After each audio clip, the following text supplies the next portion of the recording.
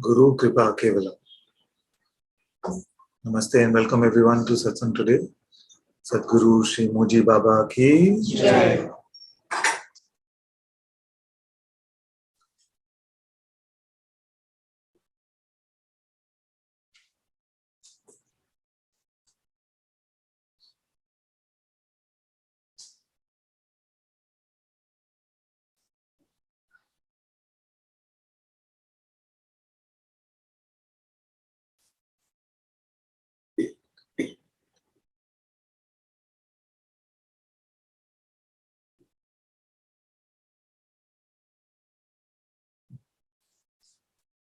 The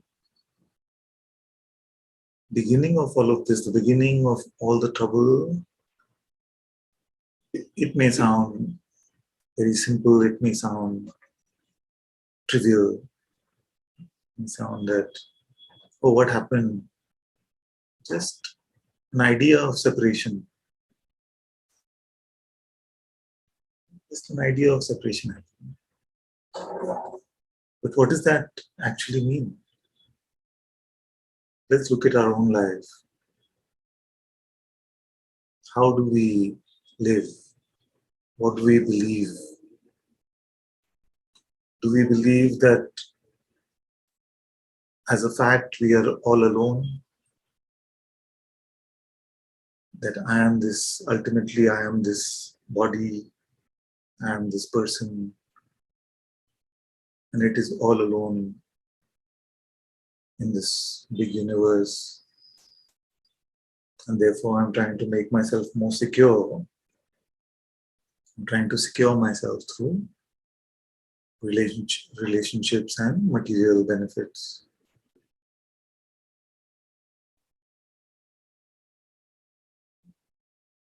Is that how we live?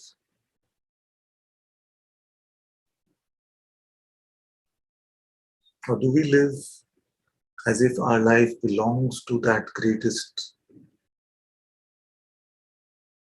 being in this universe, the only being that ever is, that ever was? So this very tiny seeming notion of separation makes all the difference. Even in spirituality, what do we take ourselves to be? Am I the little old thing, separate and alone, grasping for help, grasping for support, and hoping that one day I will become helped, I will get help, and I will try with everything at my disposal to try and get that help? Or can we not see if it is already true that the idea of separation was a mere idea?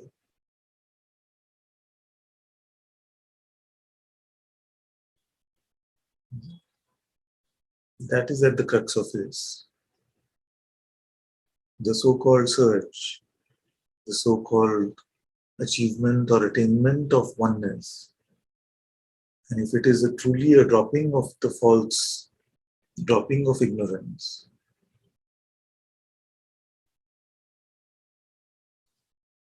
then we must be able to check on the truth of ourselves right now.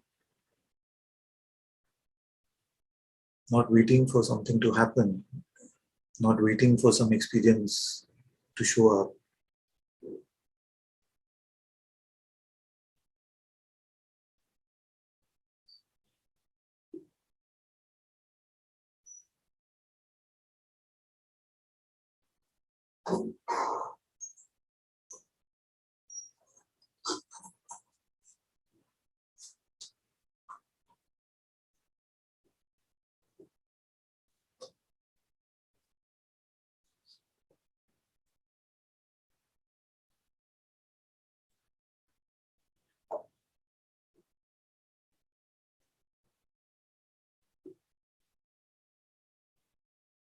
So the greatest reassurance, even though it might be confusing, is that the self will not be an attainment. It may be confusing because you may say, but I don't feel like the self. I don't think I am the self. But Bhagavan has told us clearly that the self will not be an attainment. It is already what you are. The only problem is that you take yourself to be that which you are not.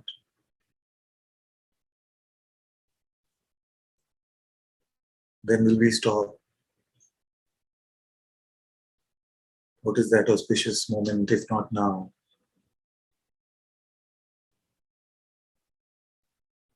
It must be right now.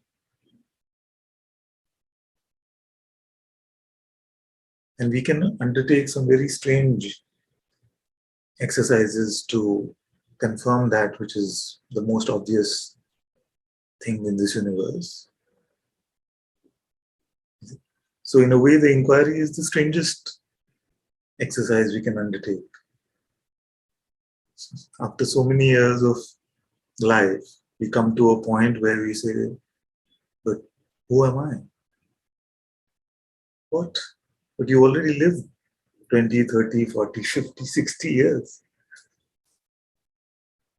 How is it that at this point we now asking, who am I?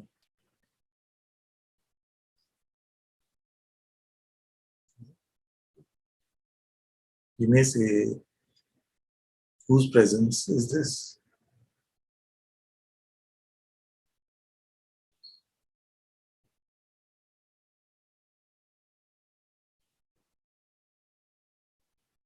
Who lives here?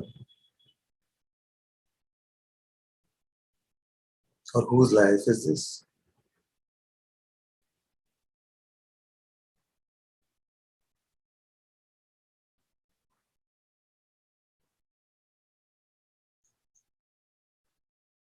So this strange situation is as a result of the hypnosis of Maya.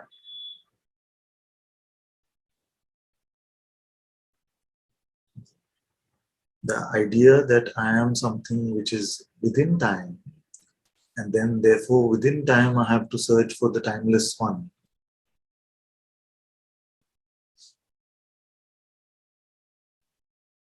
Is a very absurd sort of situation that humanity finds itself in. And most of humanity will not even accept that this is a problem. Because if you're 40 years old and you go to your friends and they ask you, so what did you learn in Satsang today? And you tell them, I just wanted to find out who I am. You say that's a very strange problem to have because your parents told you at 2 who you were. So they've been telling you probably since you were born, but you accepted that answer at about 2 years old, who you are. So how is it that at 40 you have to now, or 50 or 30 or whatever that age is, you have to now relook that? Don't you already know who you are?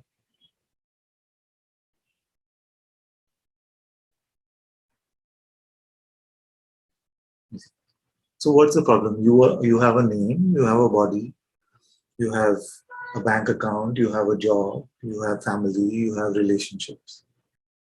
What's the problem really? What are we doing here?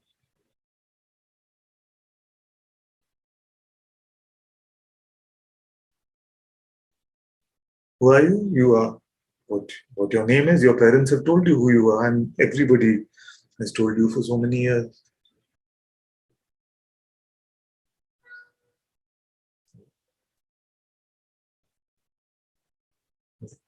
So what has gone wrong or right? What has happened to us? What has happened is that all of us at some level, if you're going to be in a satsang like this, have an inkling that something is wrong somewhere. Something is not true somewhere. That this notion of my life being between birth and death and living as if I am this body, scampering for others to love me and scampering for things to get, something is not ringing true somewhere.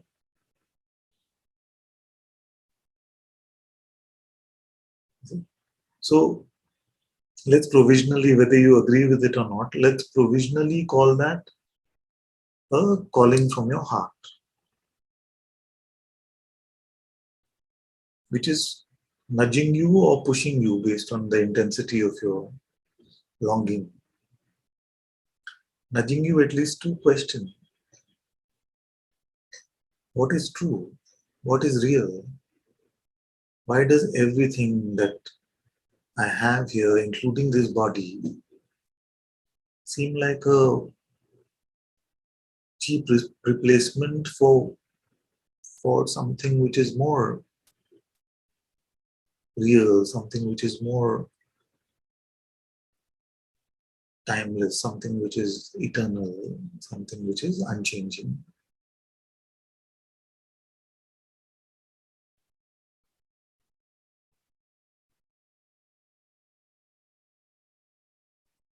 So you're in satsang because your heart has started calling you in this way, saying, look, look, what is really going on?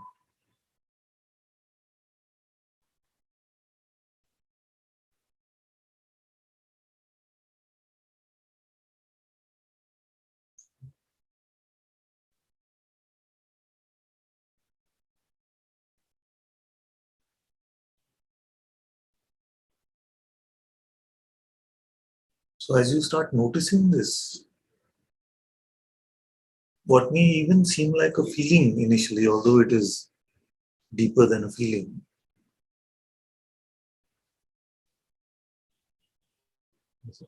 you will notice that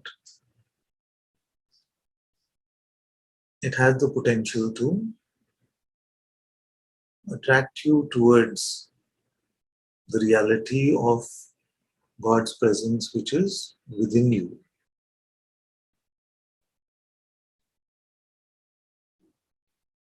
That same calling which brings you to satsang, which makes you either respect or some of you even love this absurd man who's sitting here sharing all these words.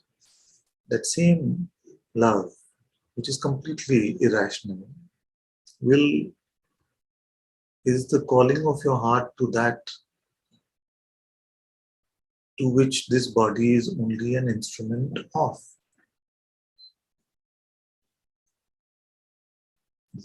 So as you hear these words, so many of you have come to satsang and said that you have not understood anything and yet something felt at home.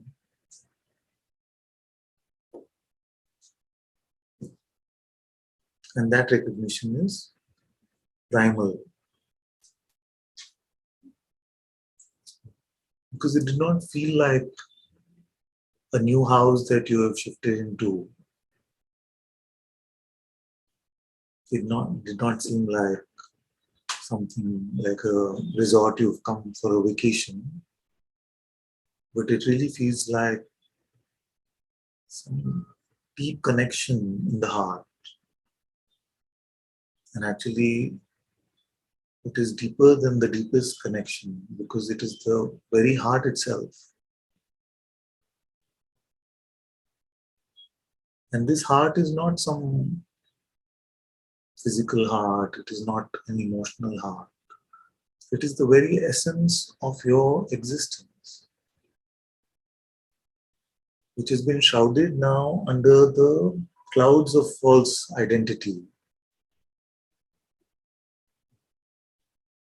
And something is pulling you deep within into a recognition which should be the most obvious in this world, but somehow has become the most difficult in this world.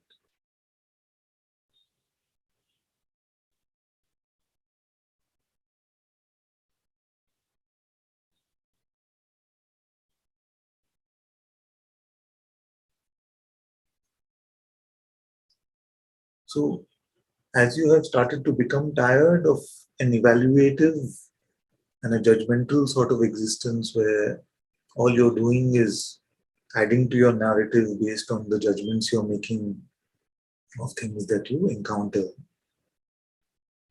and you're realizing the futility of that process.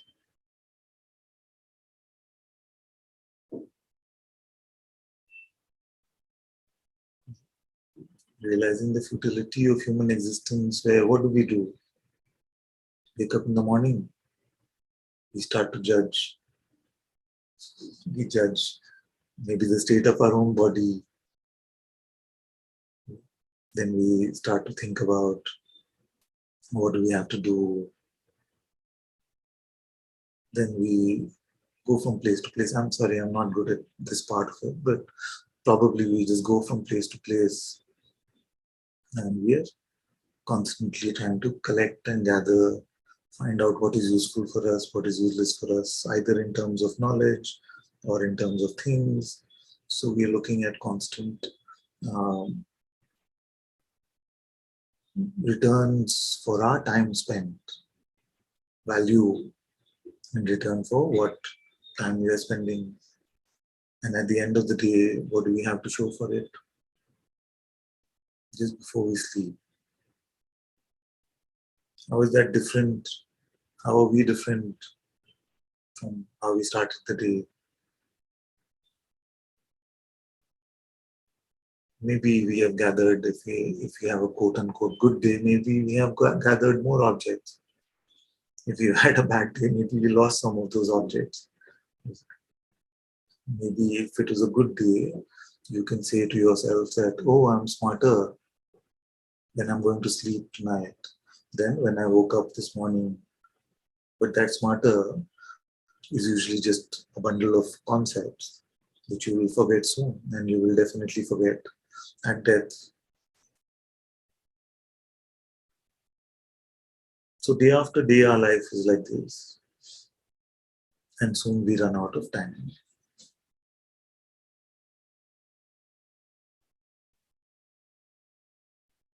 Isn't that pretty much the human condition at the moment?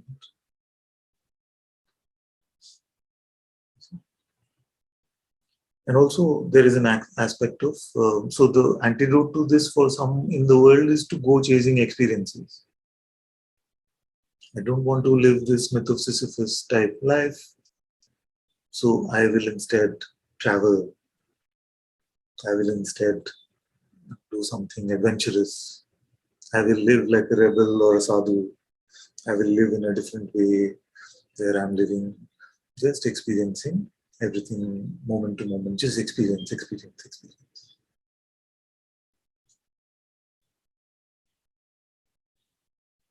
How is that very different from collecting objects? Here you're collecting so-called memory. How long does memory last? It fades away fast. Just like objects die, deteriorate, and wither with time. Maybe even more so with our memories. Then we say we want to make these memories permanent.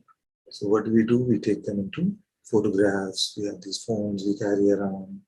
So we'll make them permanent memories. But those photographs you could get anywhere on the internet also. So, and then we have to force it and say, no, but this is special because I was there. So far-fetched is our attempt to make meaning out of life, that the absurdity of it should be obvious to everyone. But it isn't, because this Maya, the wheel of Maya, convinces us in our heads that this is the only way. There is no other way. That you are meaningless, but your job is to try and create maximum meaning out of your life for the time that you are here. And this kind of philosophy, by the way, is considered one of the top philosophies in the world. If some of you read philosophy in Sartre and things like that, you will see that that is the proposal, that nobody cares. You're just a measly little object in this world. But you have the power to try and give yourself meaning, which ultimately will be annihilated at death anyway. But that's your dharma, so to speak.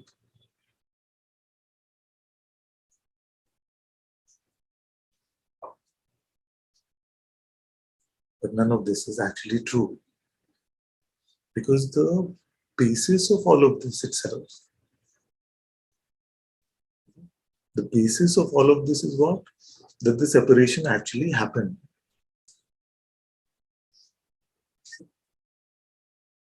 That actually you are this body-mind entity who is just running around helter-skelter in this big bad universe. And it is meaningless because there is nothing that will prevent your death. That is the mind's proposal about what you are.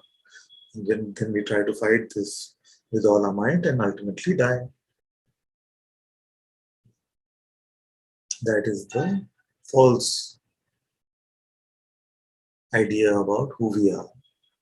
And why I'm belaboring this today and going slowly is that any tactic and strategy you make from that standpoint is not valuable because it is all going to die.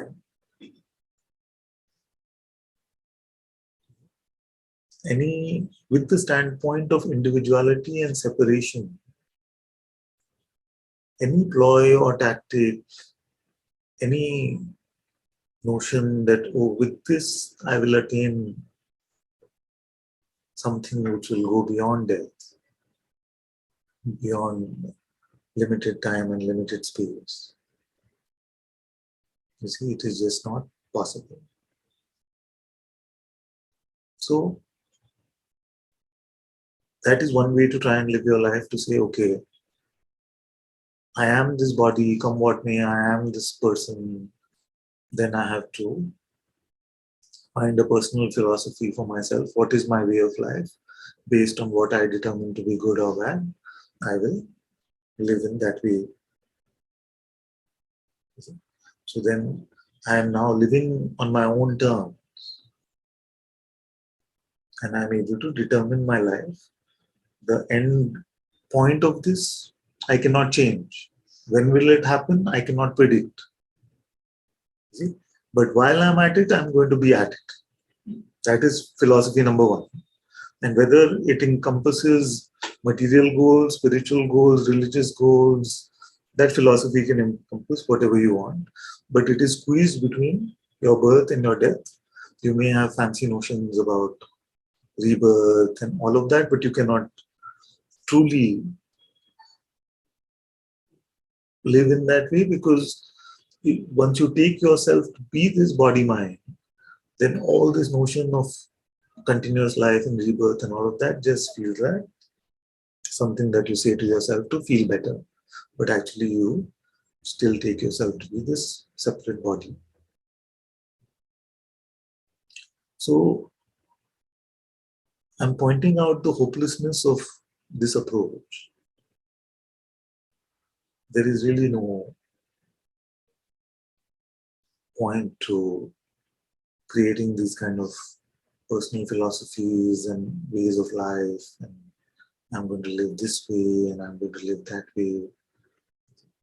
Because at the basis of it is the big lie. At the foundation of it is the big lie. The big lie that you are just this body-mind,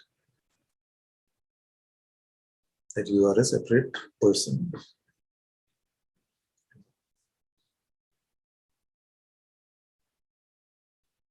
And the thing is that nobody has really ever met this person.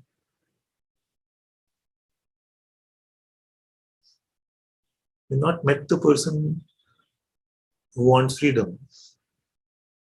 Have you met that person? The body doesn't want freedom, but you do. But who is that you? You've never met the person who wants to have more money in the bank account, Although you may say to yourself quietly that I do, but have you met that I? You haven't.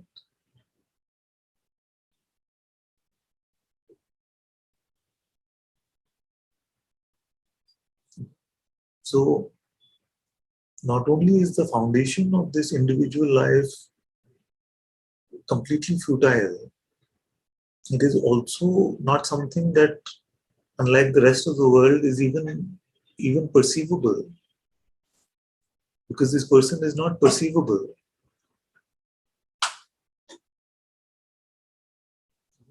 And the body actually doesn't want anything, but if you want to stretch it a bit, then we can say, okay, it wants to avoid pain and it seeks pleasure. But it knows nothing about time. It doesn't say, I want pleasure forever, which is security. It doesn't say these things. So suppose we even were to say, okay, the body wants to be comfortable, it wants to avoid pain. You see, but that is just moment to moment.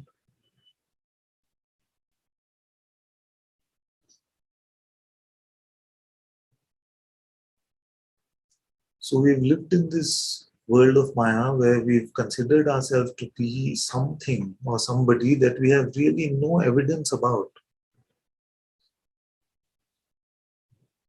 But just because that something or somebody has a name and it has a lot of beliefs in terms of desires and aversions and regrets and pride and plans and things, it has basically a name and a set of beliefs. Because not even form we can claim that is the person. Because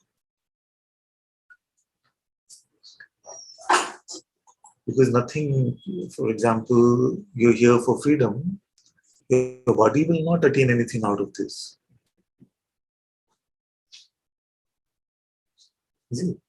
And we've seen like bodies of some of the sages, they are not like Mr. Universe or something like that, or Miss Universe or something like that. So the body doesn't automatically transform into something.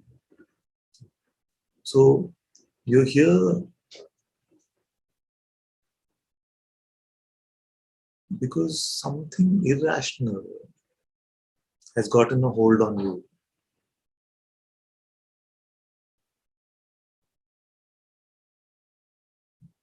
It gets you to satsang, which is not about self-improvement, but really about self-annihilation in some way. That self which we take ourselves to be. So why this emphasis then on self-sacrifice in this way? Because the self that we take ourselves to be is completely full of lies. And that which seems like a sacrifice to us today is actually our doorway to freedom. Suppose you took yourself to be a character in your favorite book.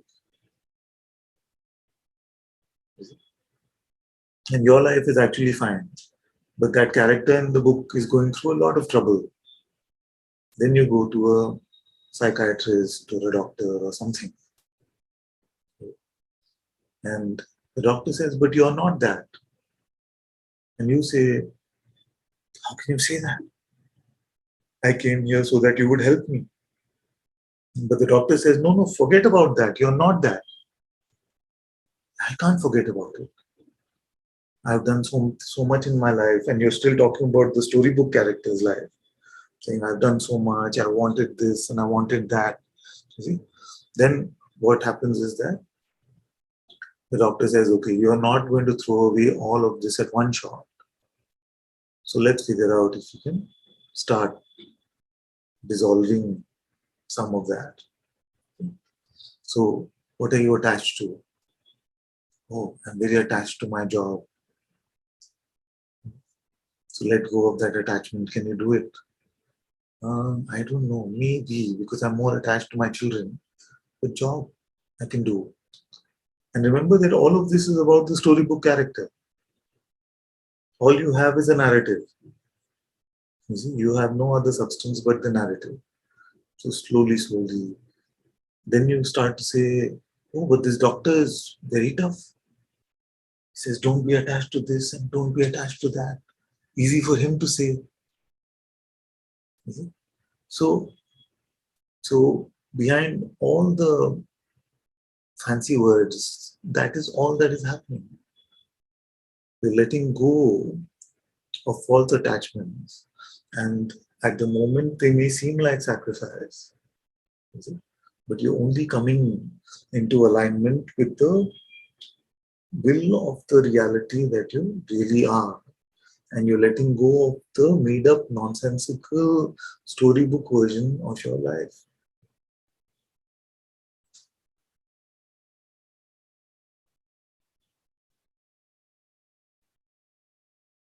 If it is not so, you must be able to produce that character right now and say, here it is.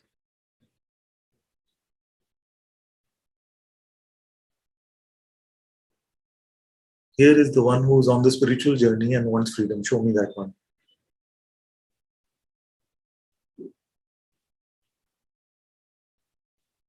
Anyone can show?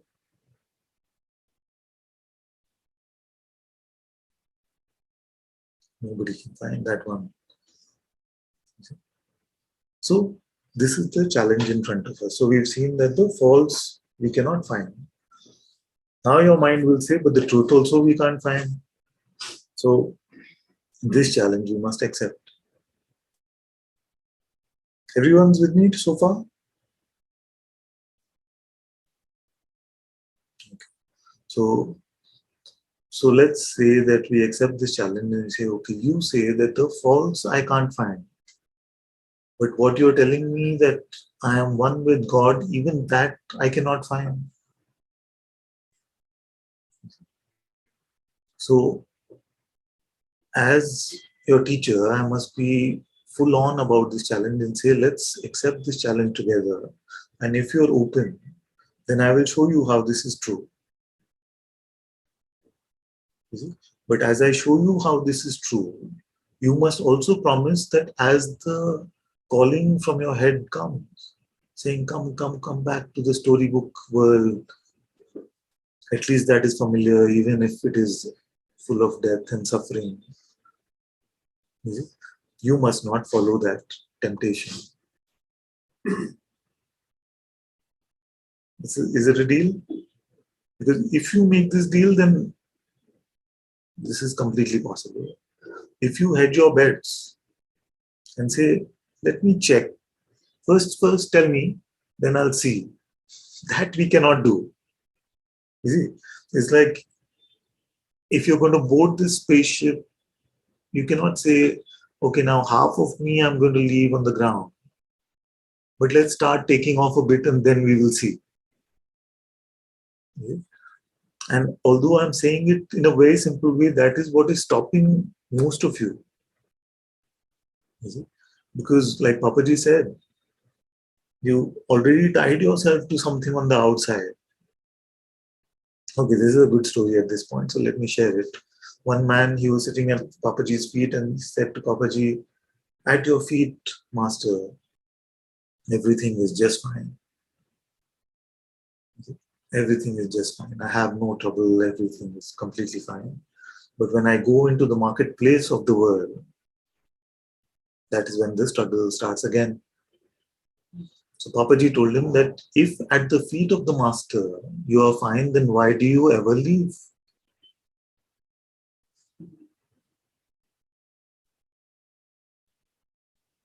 Why do you ever leave?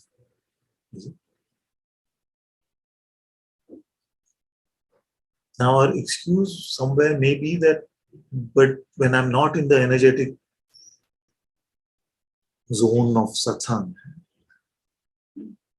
then it seems so much more difficult to stay at the feet of the master. Because the feet of the master are not physical feet.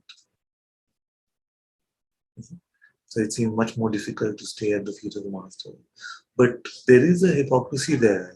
And I'm sorry if this sounds harsh. The hypocrisy there is that if you truly didn't want anything from the marketplace, then the marketplace could not trouble you. So the power that the marketplace has over you is because you feel that something there can still bring me some value. And that value for most spiritual seekers now is just in the attempt of hedging the bet a bit. You see? And that sounds exactly like I was saying the other day, like our family members tell us. Don't go overboard, okay? Just do this in the right limit. Isn't it? So that is exactly what we are doing to ourselves. See? And that is a lack of faith. And hopefully at some point I won't have to make this reminder that I'm not really talking about renouncing anything in the outer life. I'm just continuing to talk about the attributes of the character that you're still attached to internally, the same storybook character that you're trying to be rid of. So if you really did not feel that you as that storybook character can get something from the marketplace of the world, then in what way would the marketplace be attractive to you? You would walk in the marketplace like you are an Avadhuta, unattached to anything in this world. Even if outwardly you're shopping, even if you bought the most expensive thing in the market, that's not what I'm saying. I'm saying inwardly, you remain untouched, even with the activities of this body. So there is no marketplace in this world which is by itself potent enough to distract you.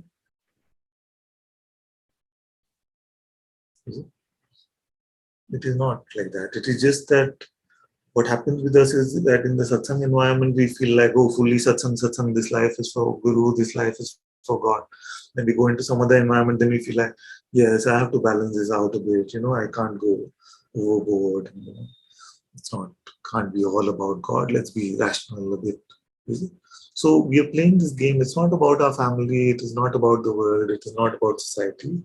It is with ourselves we are playing this game. Nobody can tie this rope around us.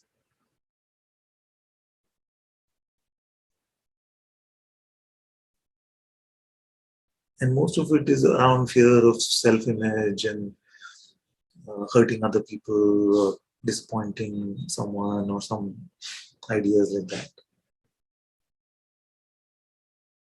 See, but you cannot let these storybook ideas about the non-existent storybook character is because others seem to believe in that narrative, but you have seen for yourself that that character doesn't exist. How long will you be imprisoned under these ideas?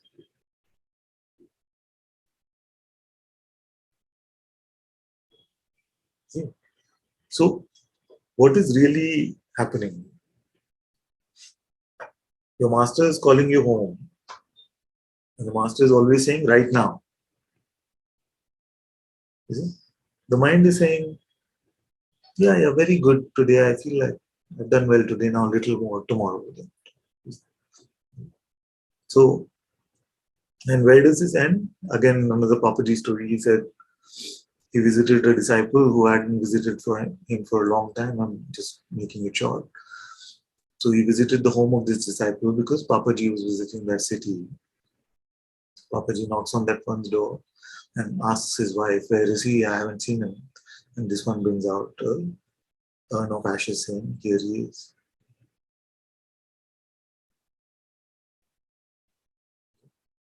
Now, even behind the tantrums and the claims that we all make, that I'm so scared it won't happen to me this life, it won't happen to me here. Somewhere we continue to hope that it all ends like this. We've not troubled ourselves too much. We've not had to do some major surgery on ourselves and get rid of the false one. Just a spiritual life full of peace and joy. Maybe something that we want to give as a gift to the non-existent person. and provide that storybook character with a peaceful life. You see, as a happy ending to the struggle of this life. But that's not it at all.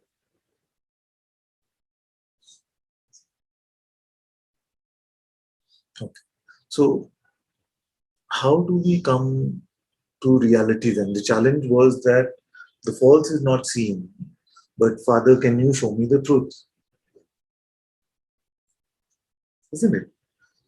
And I have said there's one condition that you can't hedge your bet. You can't hedge your bet because to find the truth, you can't be selfish. You can't take yourself to be that storybook character, say Tintin, and then say, "Oh, show me God." First, you have to get rid of the idea that you're Tintin, and then you have to see what is true. Okay. So, take any love that you experience in your life, a true love which is not based purely on like a physical emotion or attraction or something like that. Take maybe a love for your beloved, but if that is mostly to do with attraction and it comes and goes, then keep that aside. Find something like parents or guru or children or something which, even if you feel anger towards them, even if you feel frustration towards them, you know that in your heart that you love them.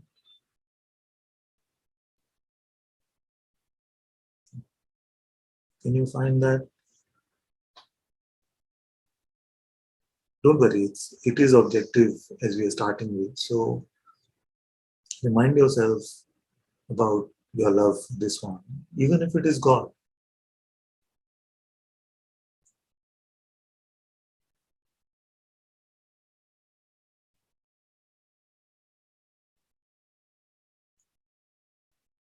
Get the scent, the presence of that love, the perfume of that love.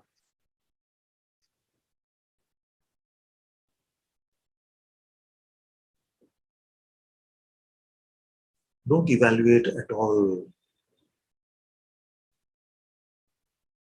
Don't evaluate at all. Just let the words do the job for you.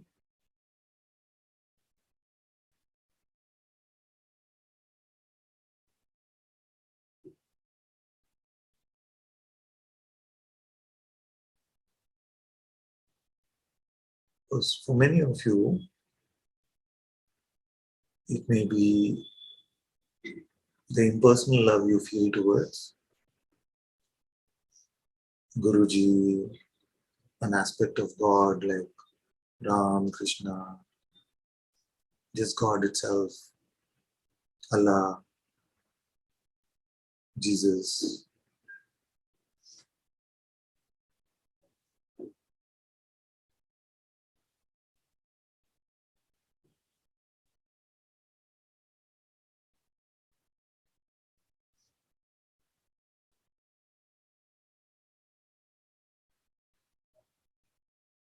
Whatever your object of love, and even better if there is devotion is, you can invoke that one in your heart without even understanding what that means.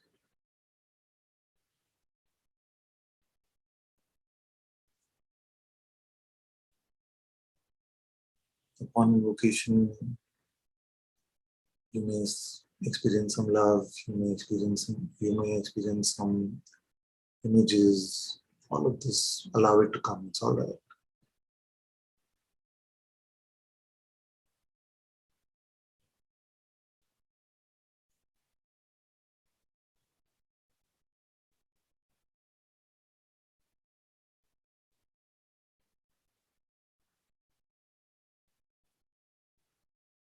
If this is the last step that you're able to follow in our contemplation together, then this itself is good enough for now. Hold on to even this for now.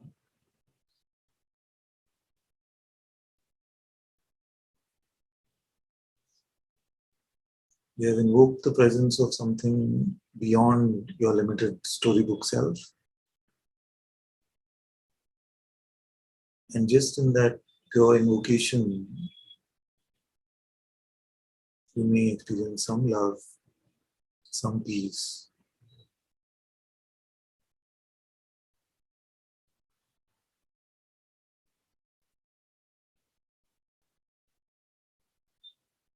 And if this is where it ends today for anyone, this is also good enough.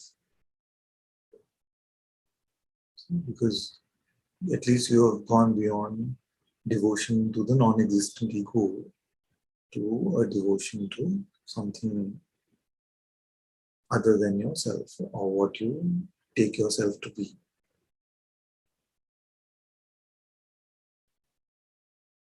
But let's see if we can dive deeper into this.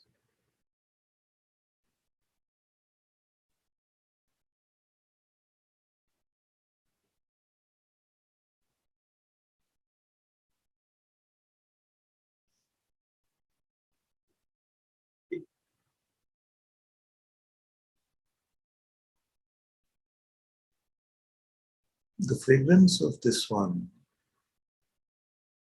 try to find its source.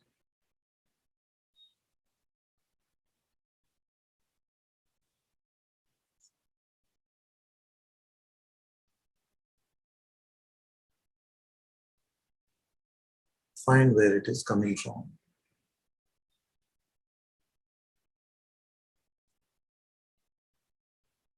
It is not an intellectual exercise in any way. Don't worry if your mind is bothering you, saying that, but this is also perception, not perception. Forget about all that. Just keep everything aside. Follow the scent of the beloved in your heart.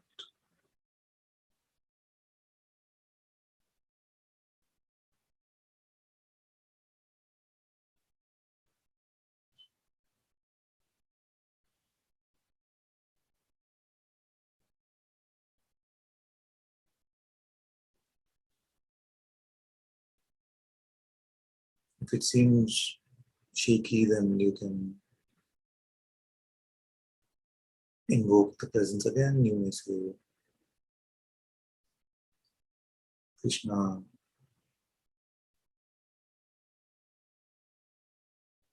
Ram, whatever you're naturally inclined to follow.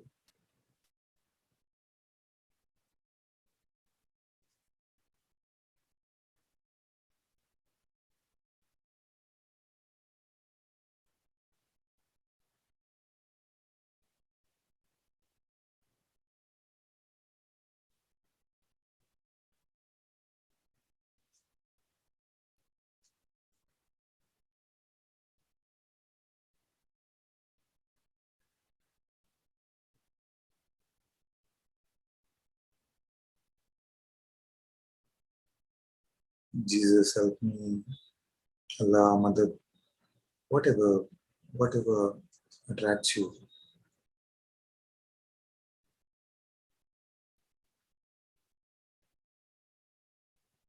Waheguru ji कृपा करो.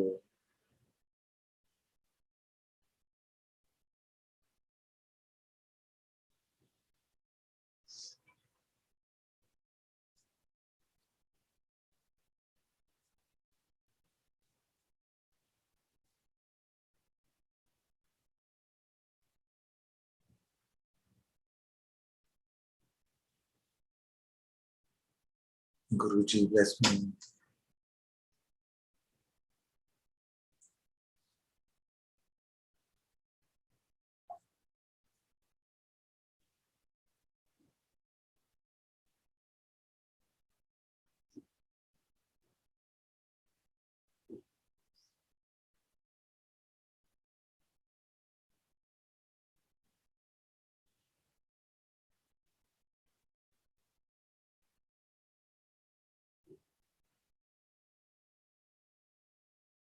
Sadguru, Father, reveal yourself in my heart.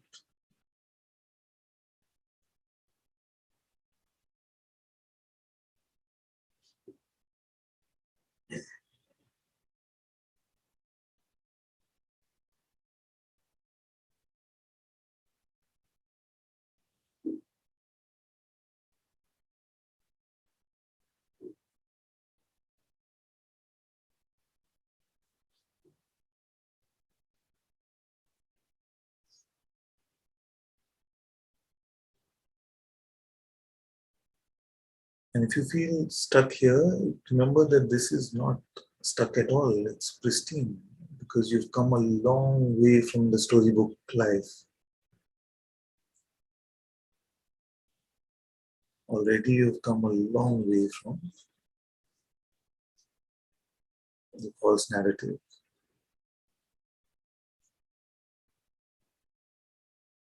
With your full heart and everything inwardly,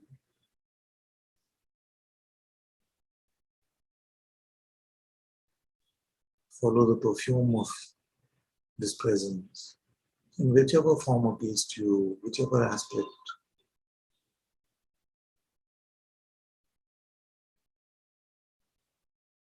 follow a true love back into your heart and allow God's presence to reveal itself to you.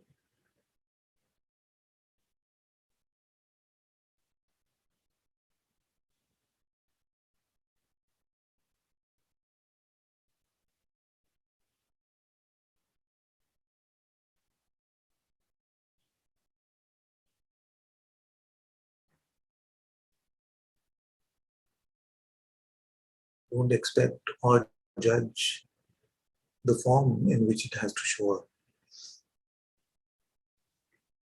Some of you may notice the luminous presence.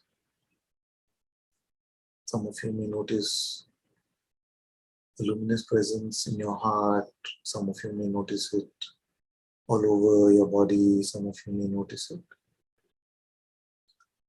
in the experience of the world in some way. So don't judge or predetermine how it has to show up.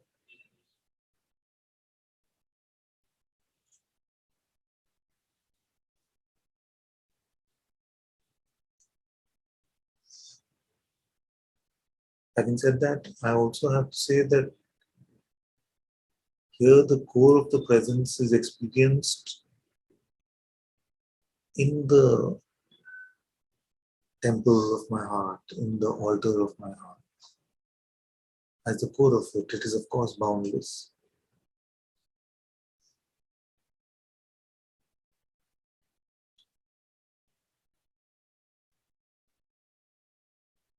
It is like a spiritual center which happens to coincide with the location of the physical heart.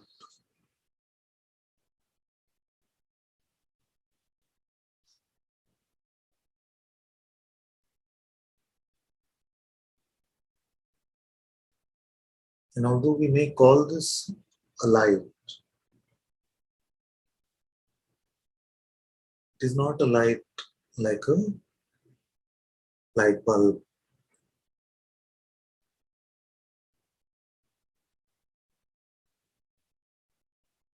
It is a light which is not possible for sight to experience.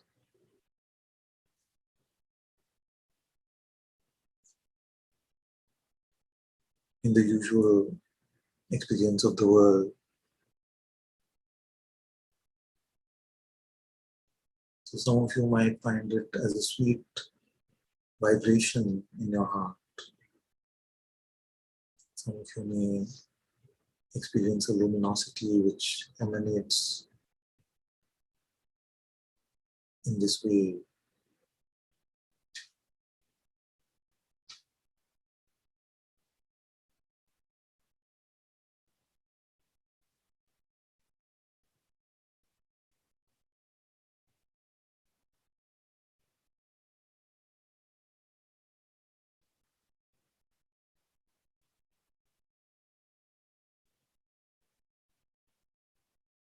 In this way, you come to the discovery of the presence of being, an insight into the presence of being.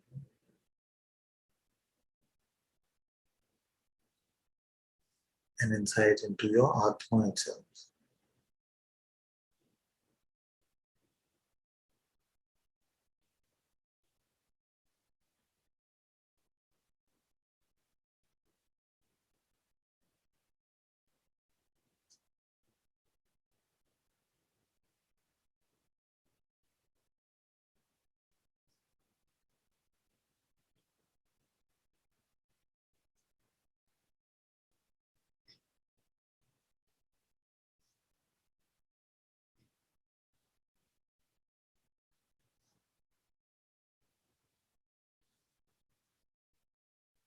And if this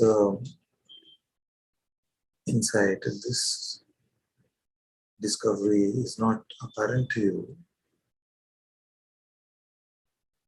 then this must become the whole endeavor of your life.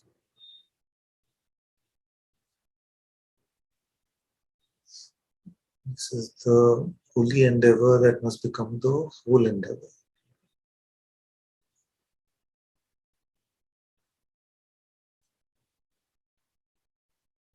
A life spent away from the narrative of the false ego, in a humble search for the divinity, the divine presence of Atma within ourselves, is a life very well spent. Please don't allow the mind to convince you that it will be a wasted life. It will be the holiest life.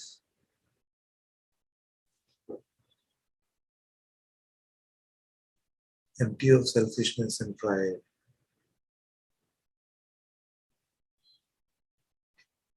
To bow down in the altar of your own heart and to remain like that for the entirety of life till you're guided from the insight itself to something else is the best life.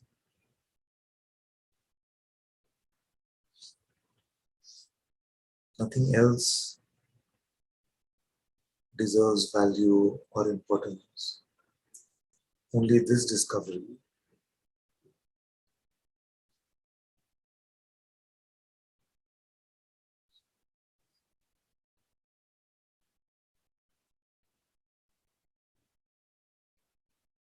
And it is my blessing, and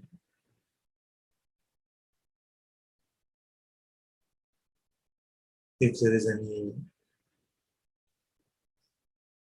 potency in these words, may it be so by God's grace, by God's will,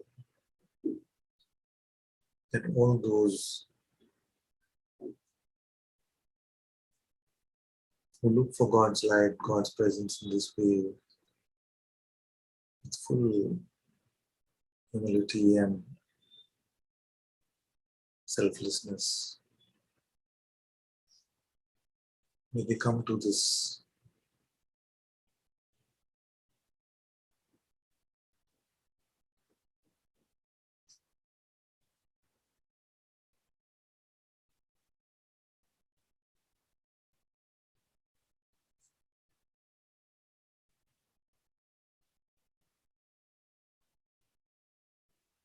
because this holy presence, which actually is the light of your entire life in this entire universe,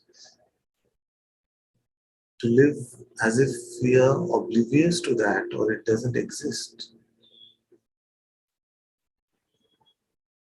is what I've been calling a zombie life.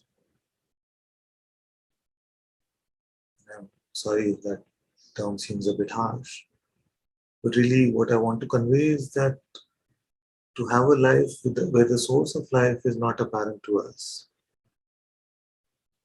cannot be a life at all.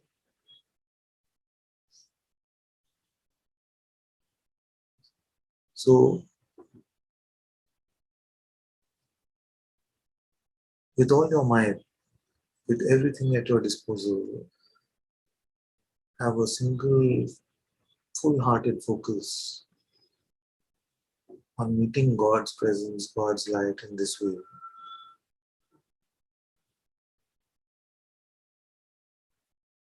Everything else you may attain or not attain in life are completely futile compared to this.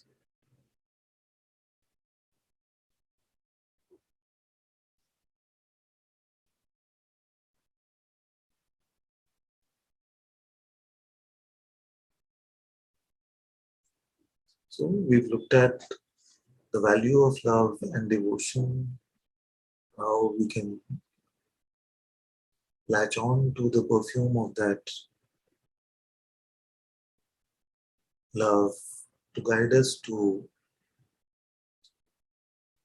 the holy presence of God in our heart, which is the discovery of the Atma itself.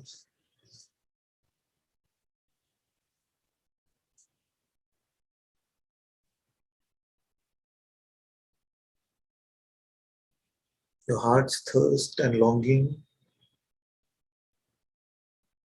is fully quenched at this point.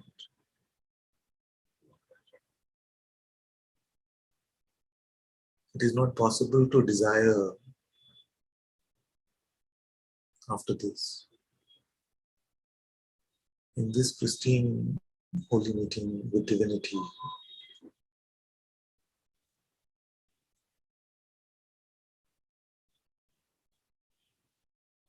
none of the gifts of the world can seem valuable after this.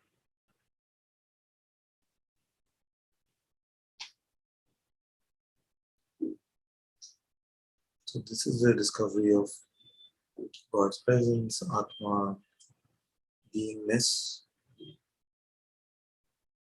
Holy Spirit, whatever term you want to use.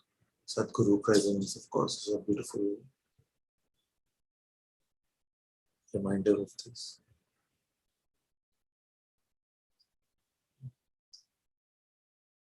It's right here.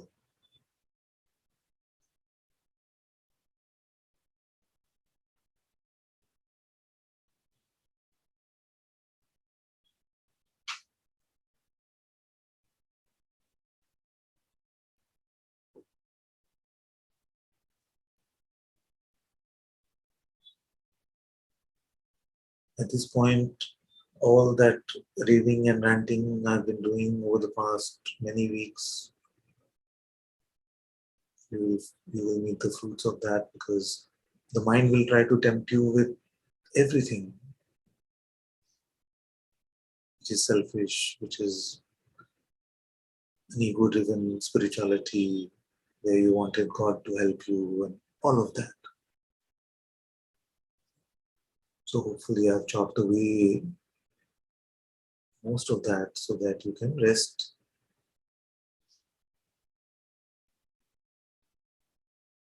You can, hopefully you've burnt away false knowledge and pride and spiritual ego so that you can rest in God's presence.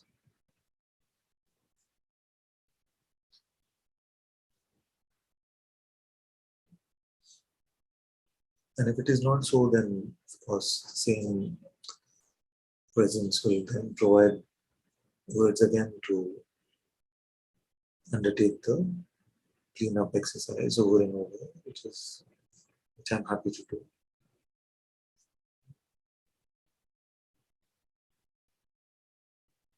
So you're noticing the symphonic nature of self-discovery, where there is a process of burning, emptying up, and there's a process of meeting the pure beauty of divinity. And then if there are remnants again of pride or new pride starts getting created, then again a process of burning up, emptying, and coming to this, till the seeming virtuous circle gets smaller and smaller, and the seeming play of this back and forth becomes minimal. I wouldn't say that it ever goes away fully.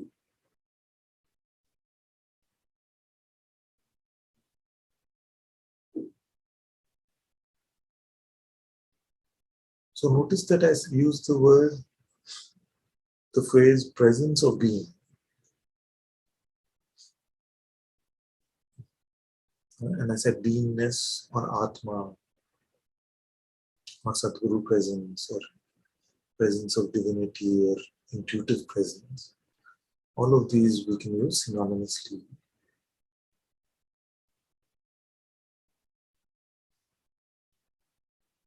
Effortlessly, let's see if we can take another leap from here.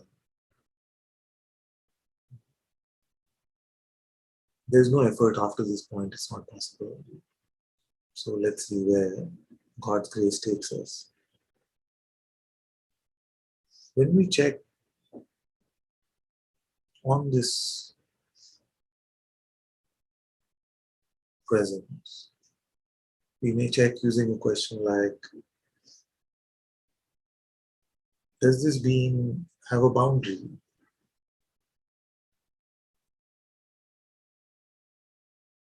Was this born? Can this die?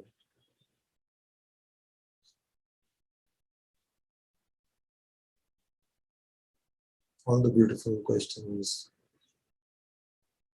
in the invitation.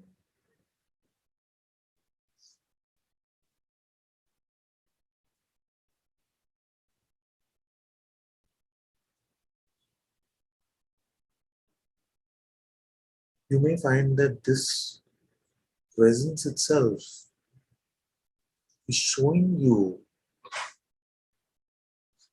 the vastness of the being, which is not even limited by the experience of the presence.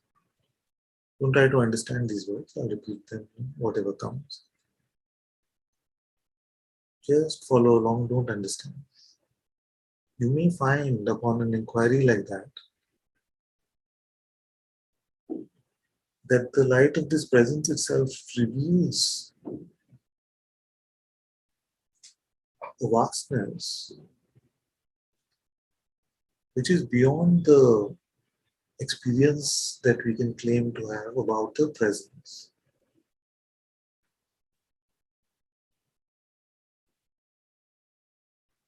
It is in this being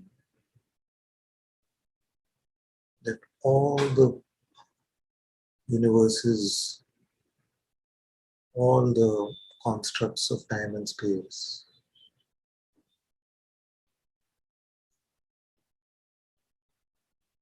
they come and go.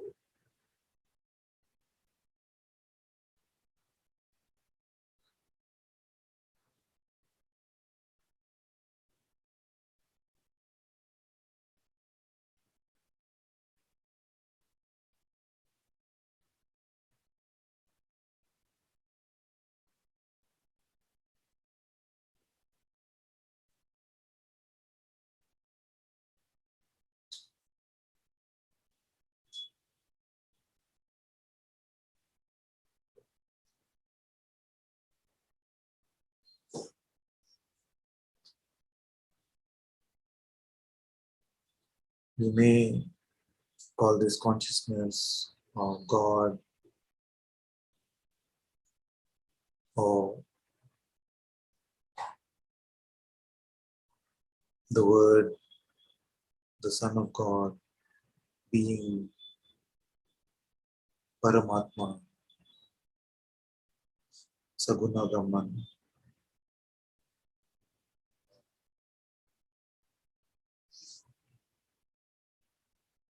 That which is the purest vibration from the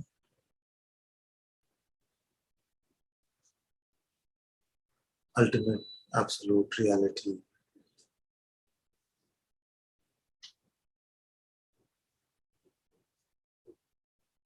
Your very being itself.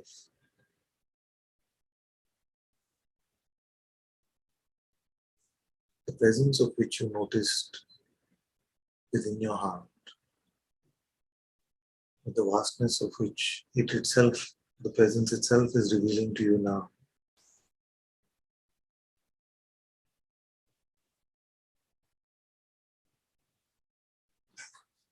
That is the entirety of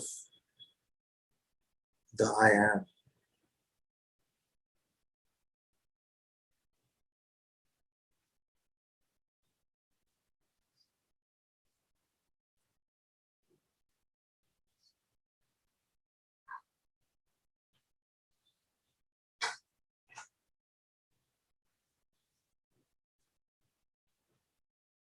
Primordial vibration, Om, the presence of which is guiding you to its revelation.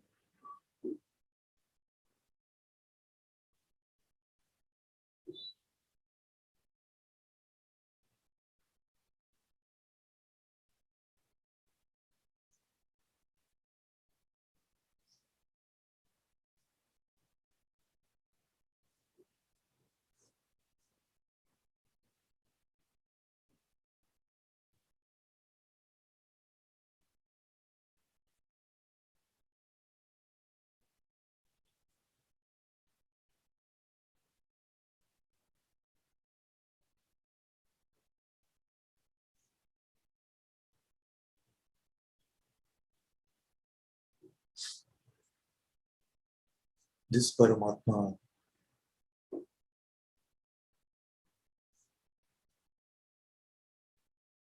is found in the light of your Atma.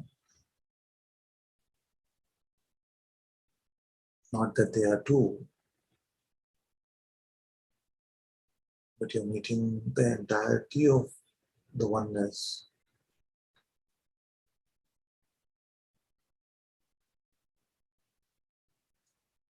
through its aspects, through the way that it lives.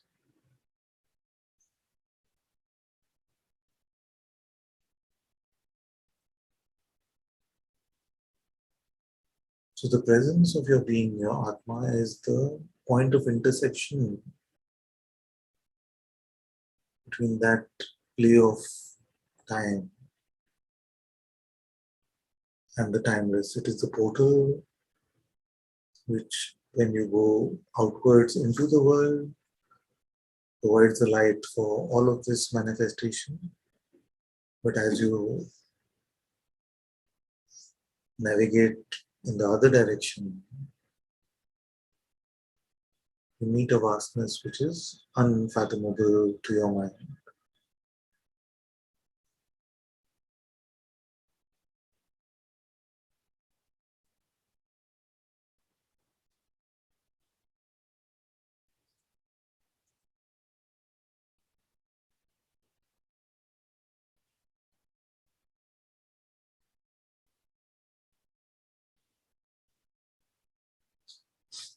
It may naturally occur to some of us that, and be careful of any visualization or mind claim and spiritual specialness. All of this trouble will come at this point.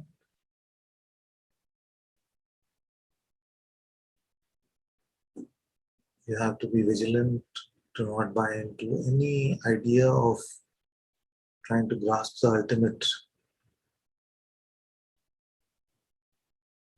Empty yourself of any will to be special or to understand or achieve.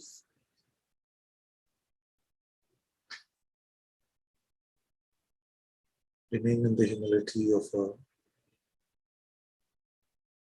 humble devotee.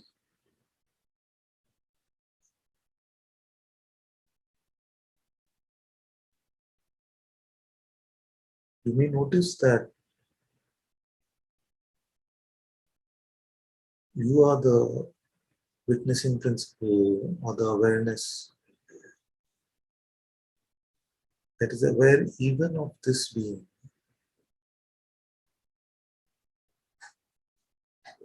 in which this whole universe is playing, you may notice that your reality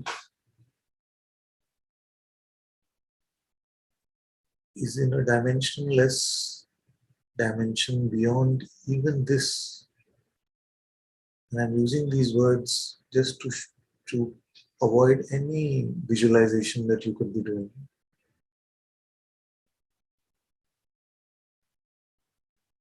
It is not something that we can ever fathom or imagine.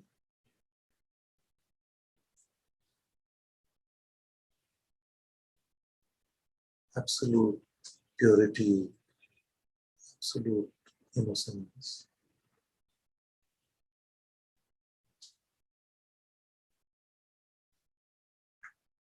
empty of empty,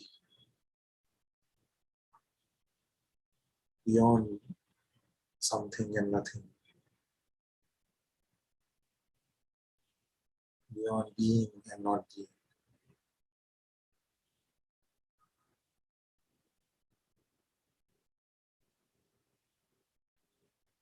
This awareness, this Nirguna Brahman, this God,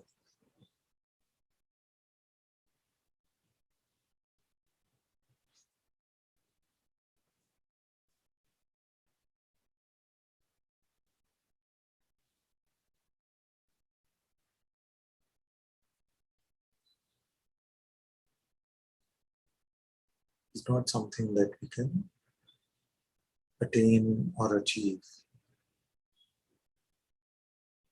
There are no tools that you can use to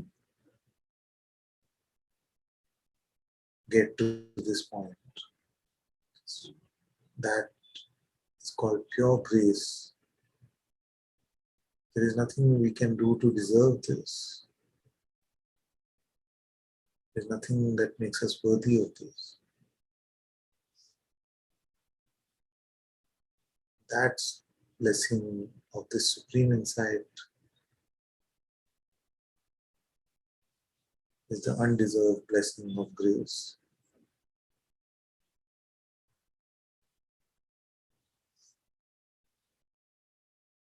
Don't visualize, don't hang on to anything. Just allow yourself to be empty for grace to unfold.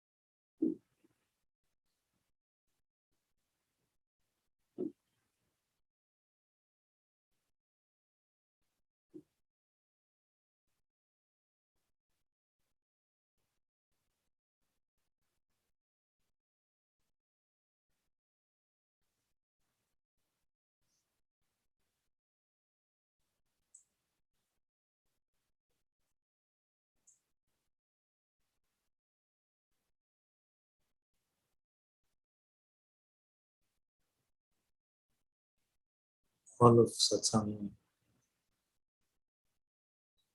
all of this play in the universe, all of time and space,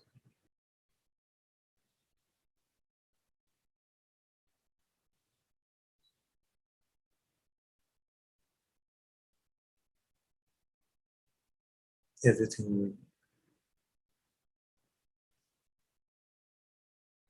is in service to this reality.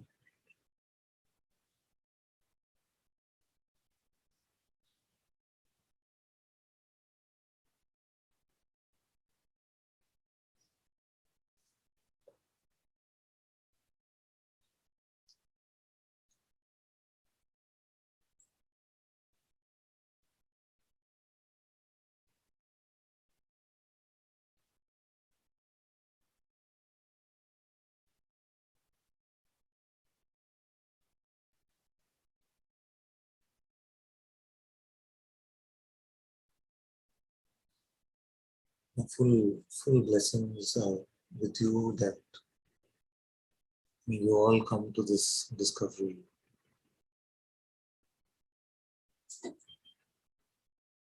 by the Sadguru's grace.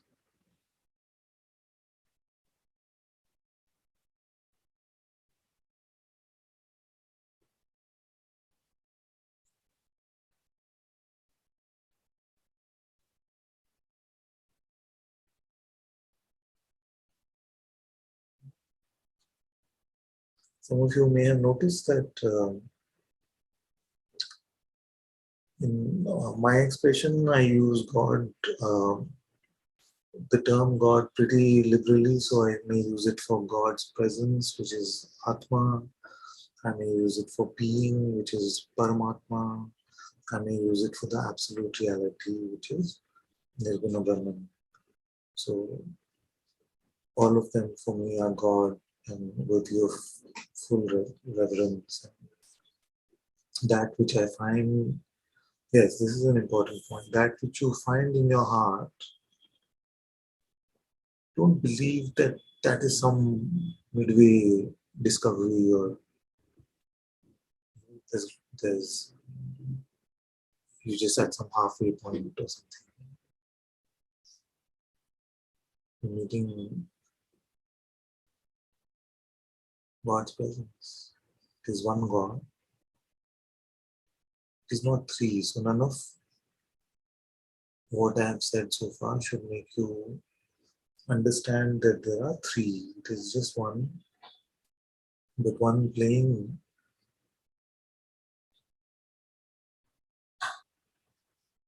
in these three aspects,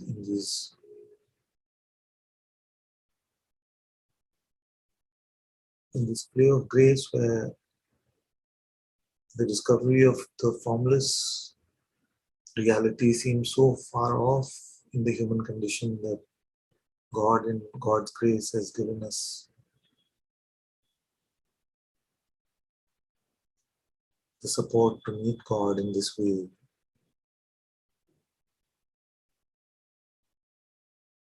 So the terminology that you use is not that important.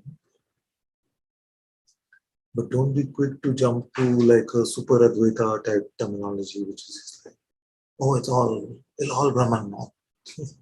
Then you will do a disservice to yourself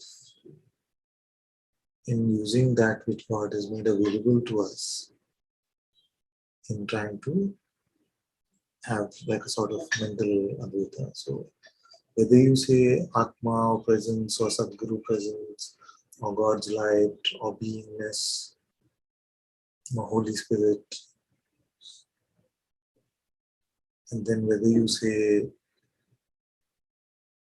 pure being, I am, the Word of God, the Son of God, Paramatma, Saguna Brahman, God's primal vibration.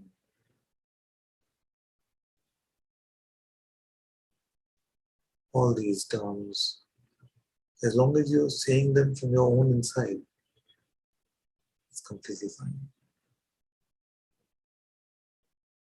And then if you say God or awareness or self or absolute or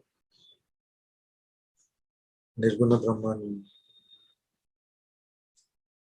you can use these terms. You don't rush to any of them. Atma, Paramatma and Brahman.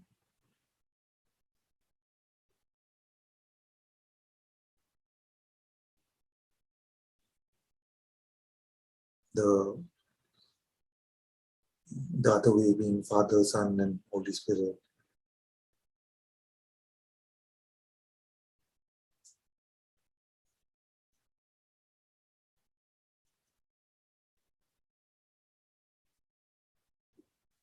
Notice that your mind feels very inadequate when met with the reality of what you are. So it wants to dive into a broad conclusion so it can feel a bit secure.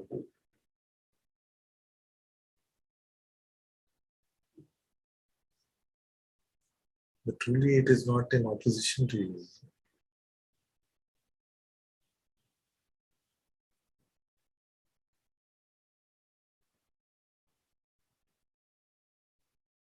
The way to your boundless being is through the light of presence within your heart. And the way to that absolute recognition is through your boundless being.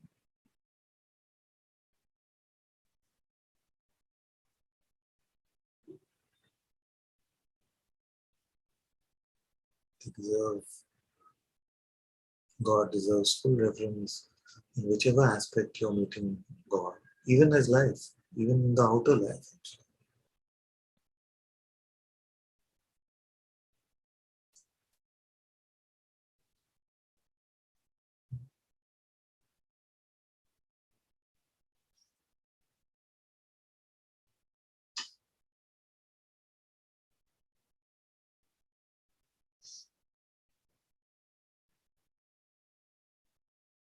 This is the way of the heart. We have fused all full faith, the way of faith, the way of intuitive insight in today's Satsang, all that which God's grace has made available to us has been used to look at the falseness of the human condition and the delusion of individual life, chop through all of that using faith and intuition.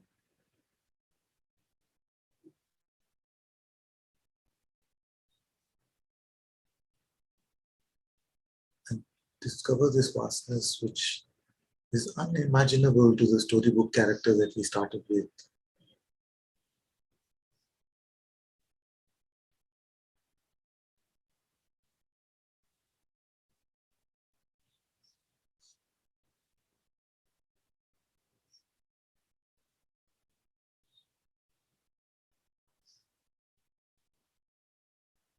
This is the essence of Satsang.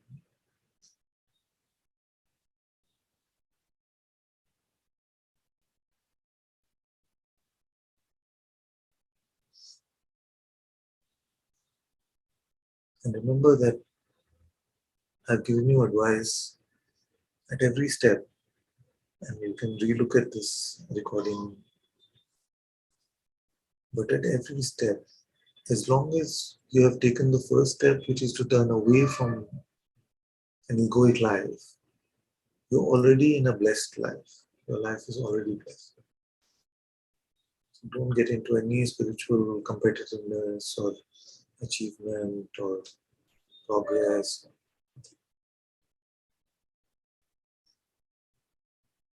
All this is ultimately just God. Ultimately just God.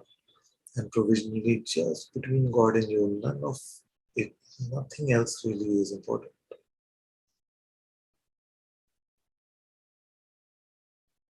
Who is getting it, who is not getting it, who is living it, who is not living it. Don't waste a moment on this. Not a second should go into these trivial sort of things. God is waiting in your heart.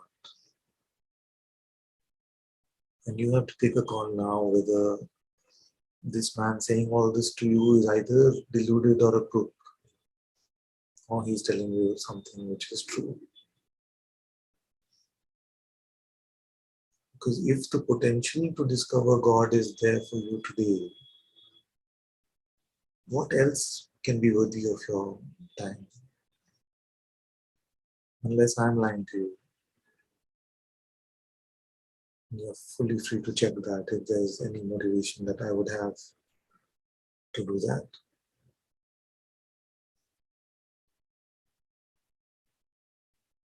The other option is, of course, that I'm fully crazy, and then that I can't check on for myself. That you have to do.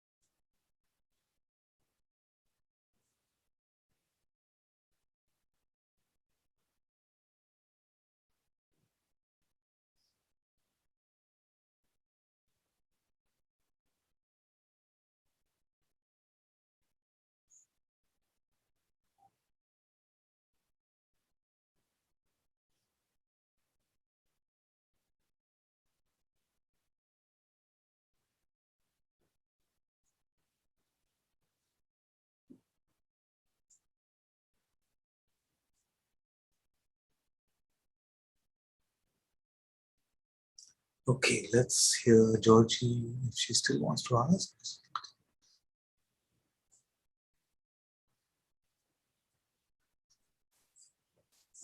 No, Father. Yeah, maybe I should keep quiet. You're saying you feel you should stay quiet? Yeah, can you hear me okay?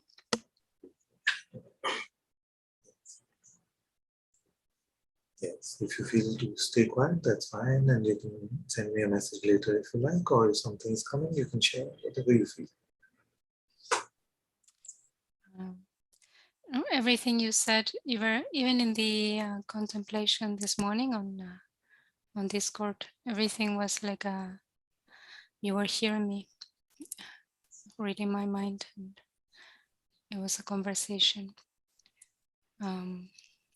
So I feel everything's been addressed, and yeah, I woke up this morning with a feeling of just lack of meaning, and you've addressed that today, and I feel it's only living in our mind that we have no meaning, and we find no meaning. Yeah. But somehow it feels lately that it is hard to access the place that is beyond meaning and no meaning, and that is a bit of what's happening. Yes, yes, yes. Yeah. Yeah. Yes, because although we may say somehow and seemingly all of these things you may say, but it is a compelling design. The Leela is a compelling design. Yeah. You know, the first pages of Yoga Vashisht, I Yeah. feel a little bit like I'm stuck in in those pages, you know, where it's just whining and complaining about being in a state of Yes, but that dispassion, the Ram's dispassion, is really all the creating the fertile ground for, or actually creating a strong foundation for the rest of your life. So I look at it I as was because it is the turning away from the falseness of an egoic life, which Ram as a prince went through at a very young age, but all of us at some level are still going through. yeah. I asked myself, I asked you this morning,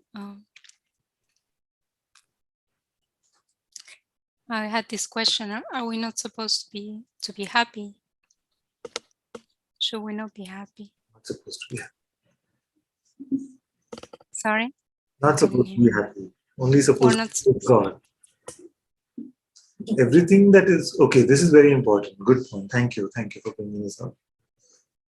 I'm trying to make life super simple for all of us. And I'll tell you how I want to make it super simple. If it comes from God, it is good. That's it. yeah. So, because in the human condition, we have fooled ourselves long enough thinking that false things can give us happiness. Is it? So, if through your heart you're feeling this passion and you just want to throw away everything and you're not finding meaning in anything, then that is good for now. Even if that means that I'm not happy. Yes. Anything that comes from God is good because Buddha as a father say to you that, oh no, what is happening is that you're doing too much in spirituality, you're becoming happy and dispassionate. Please go get a good relationship going, make some money, focus on life and all of that. Find your happiness first, then we'll see about God later. But I would not do that to you because that seeming happiness is just like the fireworks of the ego, which may seem pleasurable when they unfold, but they really leave a lot of ashes behind. And no father will want to wish that on their children.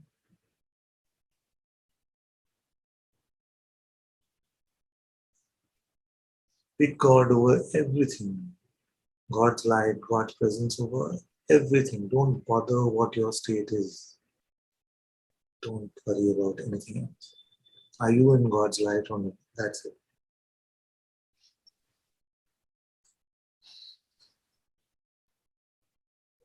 Yeah, it's been feeling like more of an effort lately to.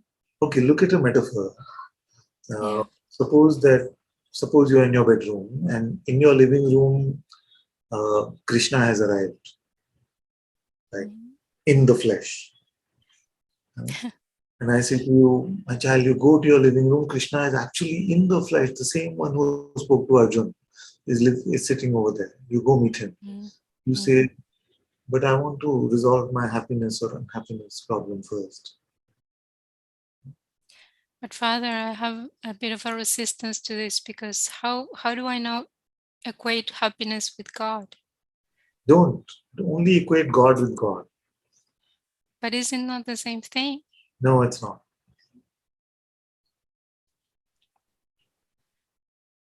It's hard for me to see that. It's hard for you to understand that.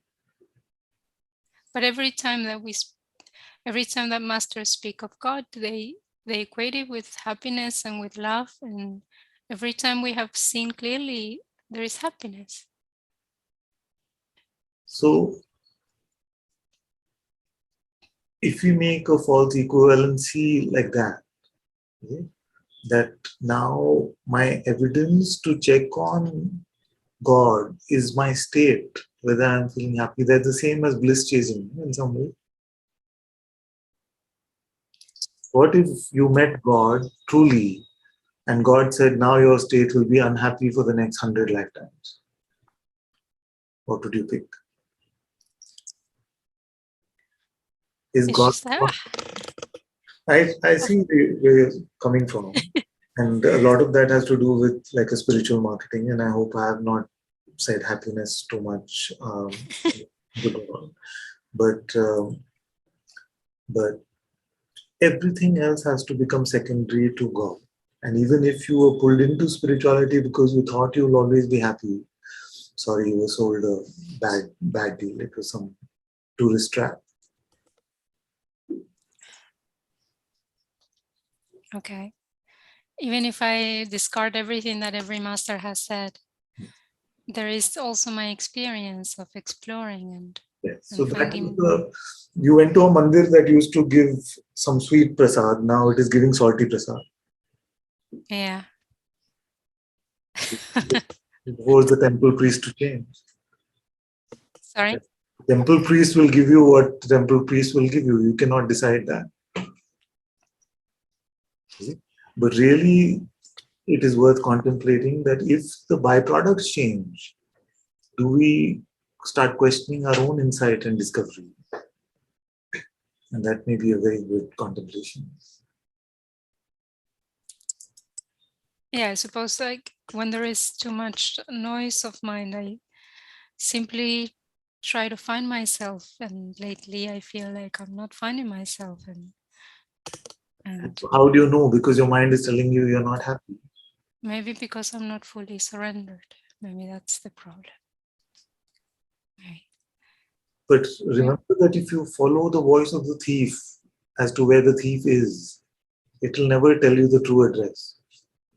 So even for this determination, don't rush to it and say, maybe I'm not surrendered enough, I'm not worthy enough, maybe nothing is wrong. You see, we don't know.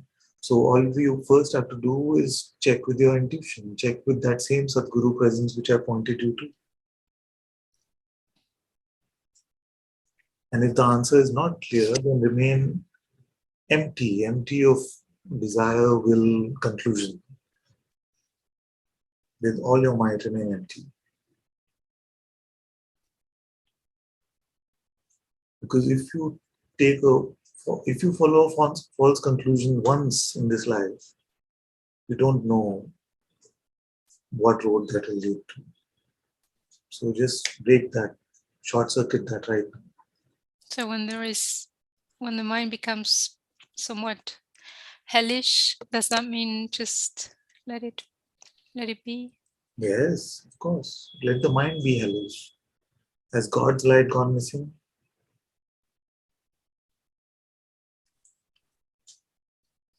So just expanding on that same metaphor, hell is always here and heaven is always here.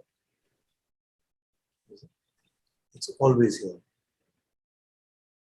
The way of the head, the way of the mind is hell. Even if it seems to give some short-term joy, pleasure at times, but it is hell. All of us have experienced that in us. And the Yes. way of the heart is heaven. So you're right that the mind will be hellish, but the mind always is hellish. Yes. Now that same voice of hell is telling you because happiness is not there, because you are not worthy, because you are not maybe surrendered enough, because why are you following the sound of hell? Heaven is available to you.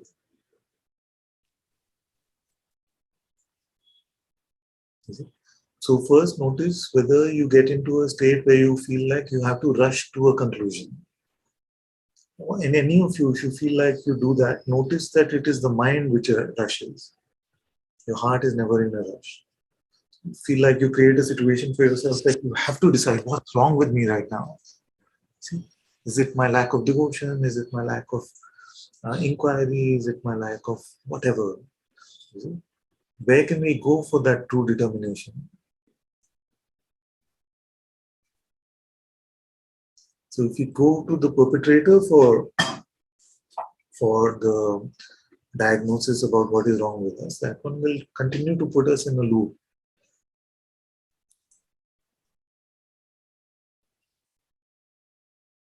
What is your heart saying now?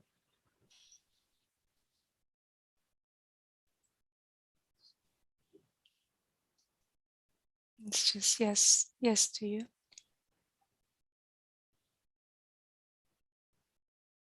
That same light, which is the light of this universe. I wanted to share this. Thank you for this. So this presence, which we may feel like it's just a presence sitting around in our heart, it's not that. Everything literally moves in the will of this light. Everything is created and preserved in the will of this light. All the all that which we value, which is truth, unperceivable, boundless love, not the feeling of love, the true love, the darshan of reality, true guidance, the animating force of prana only emerges from this light. Everything only emerges from this light. And guess what? This same light is willing to guide you as the Sadguru presence. What a blessing that is. That same light from which everything emerges, this state, whether we call it a waking state or a dream state, wherever this emerges from, whatever emerges out of this emerges from this. And that same very one is now your Sadguru guiding you. Which guidance would you exchange over this? Especially now that you know.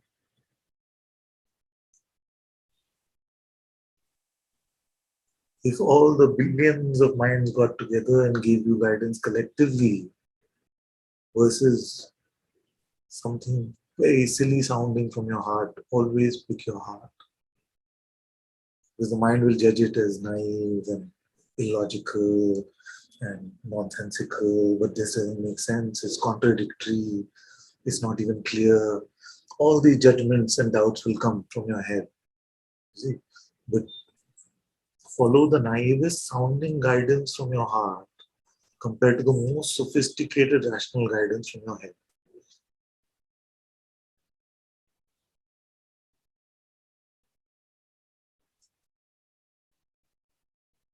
See? Okay, so let me break that down also so it becomes super easy for all of you. When I say follow the guidance, I'm saying two things. First way to follow the guidance is to come into the light, which means empty of mental hypnosis. In the presence of that light, allow the presence itself to unfold whatever you take your body to be. And if you take your body to be this body, allow that to unfold this body. If you take your body to be this universe, then allow that to animate this universe as it will. So that is the first way of following the guidance. The second way of following the guidance is that you will start to notice that words start to come through you, and those words could be in the form of any different form. They start to emerge through you, sometimes for those around you, and sometimes for you yourself.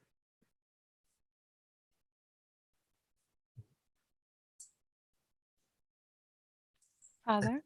Yeah, I'm just completing one point about this, which is that most of us now, I've noticed the other day, that we're very happy for that guidance to come for those around us because we want to share what we have discovered and help our friends and help. Hopefully, it is coming from a place of helping. So we want to do that. But when that same helping voice is something to do with what we take ourselves to be, we become a bit resistant to that and say, but I wanted to become free and not obedient. But when we want to share with others, we want them to follow that. But ourselves, our mind can come and say, but this doesn't seem like freedom. You see? So if you say, for example, that is it possible for the heart to speak in words? I have to say, of course, because that is how satsang is possible.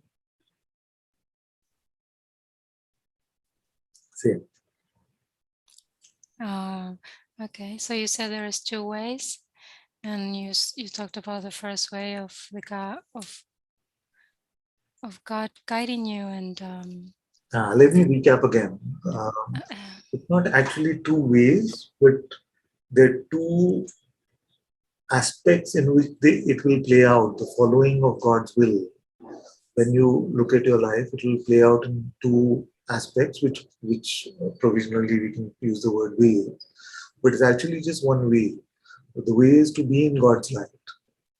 To be in God's light, allow that which is unfolding naturally, and to be in yeah, God's light, to be open to the guidance which may be received in the form of guidance, which is in terms of do that or don't do this or say this or don't say that. If it comes like that and you can clearly smell your heart compared to your mind, then you must follow that guidance also unwaveringly. yeah, So it's not yeah. that you're picking between the two options. It's not two ways in No, it's just living in God's light. And if it unfolds just naturally, wordlessly, then that is fine. But if words emerge from the heart in whichever form, to follow that unwaveringly as well. it's good that you say this, Father, because I think there was a misunderstanding, and I think it was followed by an insight. I wanted to check with you, but I think it's the same thing you're saying, because you've been talking so much about following His guidance. Of course, the mind is very quick to do something with that, and then just trying to hear the guidance or something like that. And then I realized that there was a natural unfolding that was just naturally happening, and it was direct, and it wasn't something that needed any intervention. And when I realized that and I saw that, I felt, okay, maybe Father is calling this following His guidance as well. Yes, yes. Maybe, That yeah, is to okay, follow the guidance, to allow the presence to move you, as I've been saying. Which yeah, means that without mental intervention, the light itself is moving. yeah, That you take yourself to be body or universe, whatever. So that is the first. But because of this, don't create a circle around yourself saying that I will be skeptical of that guidance ever coming in the form of like a herd guidance. No. You see, that's what I'm trying to say. Yeah. Of course, it will move wordlessly as well. But just like you will be able to share satsang with others around you, you will be able to share satsang with yourself as well.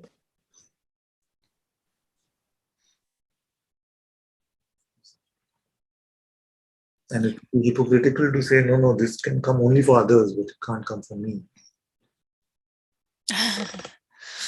Okay, I get it. But sometimes you have to be shaken out of mental positions, and the faster way, sometimes, not always, is that for you to hear it directly. That's why we speak so much in satsang.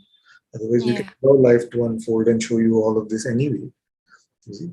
But sometimes just to point it out and take out the poison that way directly is helpful. So don't ever create a boundary for your own heart guidance and how it should be according, because your mind cannot accept the other way. Yeah.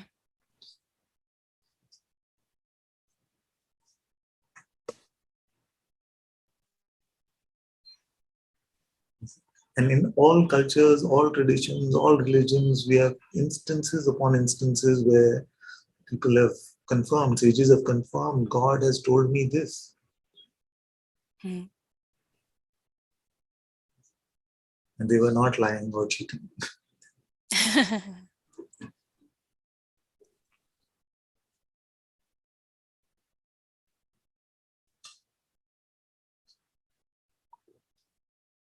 Many of you report anyway that when I hear you, Father, I hear it is like the words from my own heart.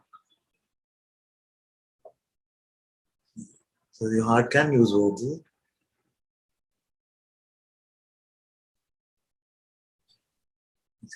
So allow it to be wordless as long as it is wordless, but don't automatically negate if you're being guided clearly in some way from your heart.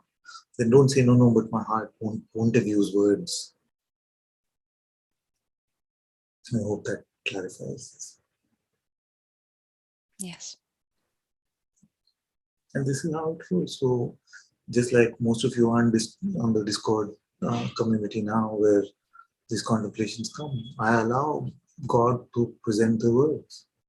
My only hope is, my only prayer, of course, is that I be completely transparent as a filter to those, to that process of the words unfolding there.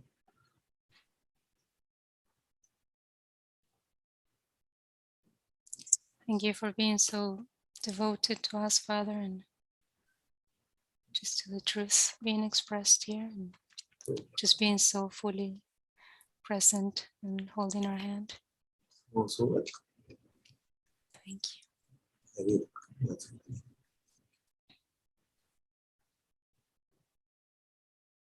There's one more hand. That could be the last one for the day, because sometimes what can happen is that the question answer session, because it's a little more engaging, then can relegate the potent satsang that we had before that to the background. So I'll just take one more question today.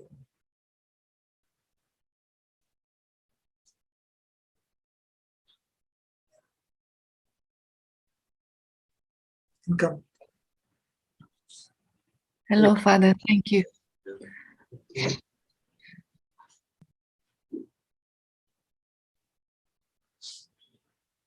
Thank you for merging me with you.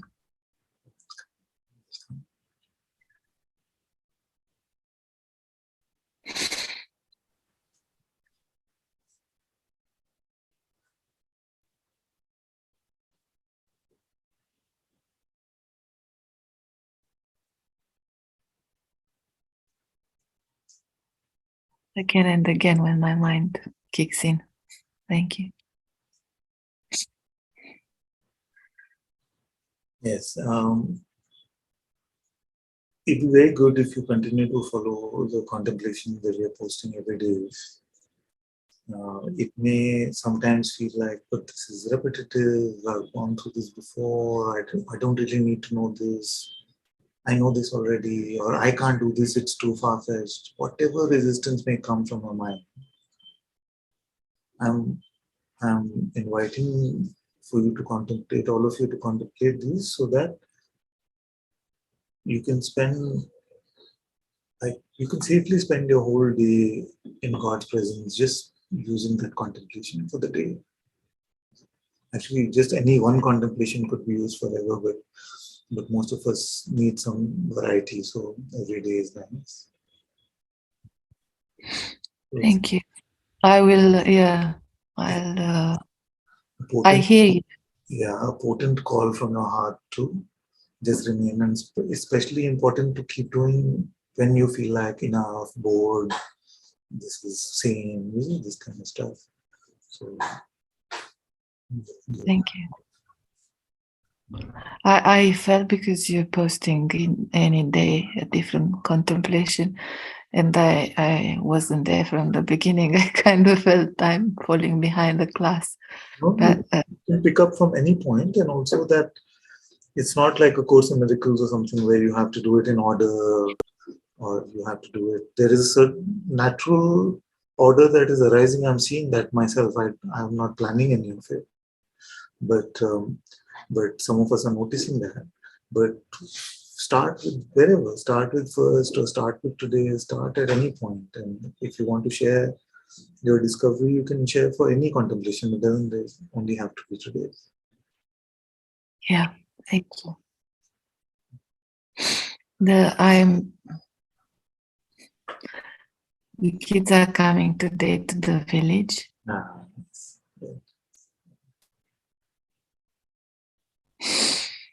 And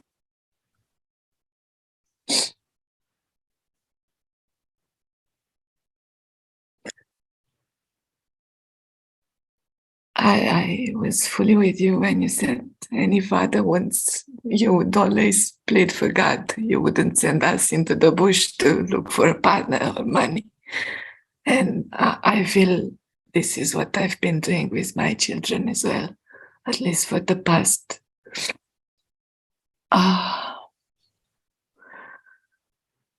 for the past 6-7 months. It's just, there was this,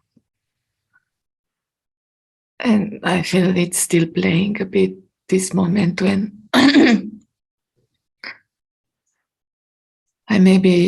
I got this feedback from people that I treasure, and I sent the kids to Romania with their father, and they enjoyed so much the family and being in the world in a way, or not in a way, being in the world. This is where they are.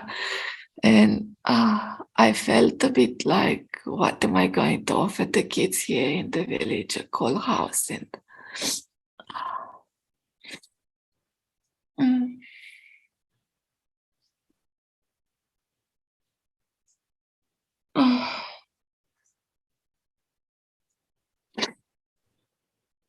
and I feel it may still be playing, and maybe this is where I'm analyzing with the mind all these obstacles. Yes, because this is like absurd type of problem solving. So it's like saying, oh, but my kids, they live in a desert. So, and even if I was living with them in the desert, how would their life be any different? What do I have to offer them? But they have a mother versus not having a mother. That's a great offering. It's like a huge difference between living in a desert alone versus living with a mother. So in the mind, what will I offer them here? And of course, I realize that you're comparing with Romania and being with dad and all of those things. But you don't have to offer them anything. You're their mother. That itself is a great offering which God has given you. So you don't have to rationalize these things. And you're right that you're analyzing with your mind all of this. I don't know if I'm offering them as much as they're offering me. Well, it's not a business. I don't know. Get out of all of this. Get out of all of this. This is the wrong place. I know. You are being evaluative and judgmental, and you're trying to compare. These are just non-existent problems. non-existent problems. Which parent has ever thought that they have ever made up for the love they received from their children? What my children, Sangha children and biological children have brought to this life, I don't feel like I've ever been able to repay or will ever be. So why? That's so kind of you, but your heart. Come to Satsang every day depressed, saying, I don't know whether I can give you back what you're giving me. It is not a way to live. You can be grateful. You can be grateful and say, thank you so much. And then just live moment to moment. The only way to suffer is to try and solve non-existent problems.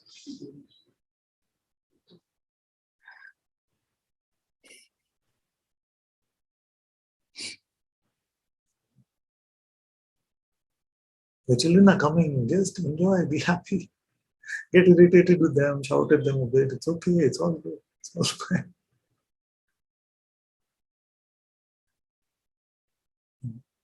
Don't try to have a perfect flow of this narrative and what's happening. These things. Have this stuff.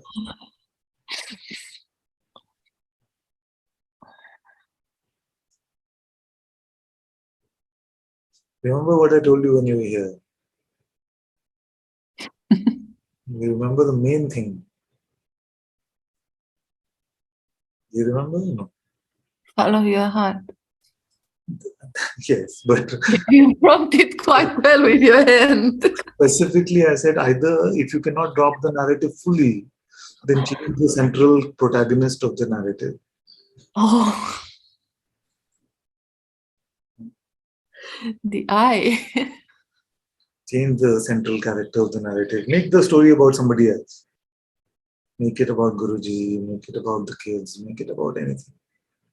No more about me.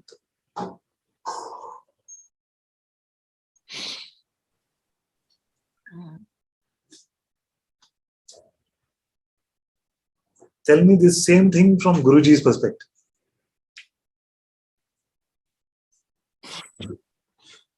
God's perspective, Guruji's perspective. Don't say I, say God, say Guruji.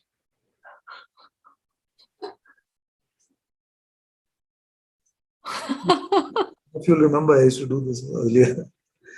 Tell me the same story, just replace I with God. Now, God's children are coming today. Then what is happening? And they don't have a car to travel around the God village. don't have a car, so what is God going to do? It's going to buy an expensive I car. think it is not as absurd as it sounds, okay? Because really it is truer than what we make it out to be. Because the I that we are making it out to be, which is central, has no existence whatsoever. And so at least we're replacing it with a truly existent one, even at the expense of it sounding absurd. But it is a much more accurate story now if you say God instead.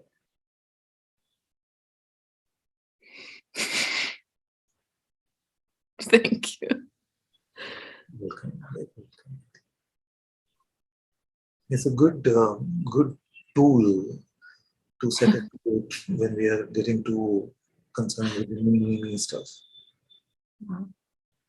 And God is going to invite the children to Sahaja. Can I continue the story a bit? Yes, but you have to be sincere about it. You have to be sincere about it. You have to be as sincere at least as you were about the fake one.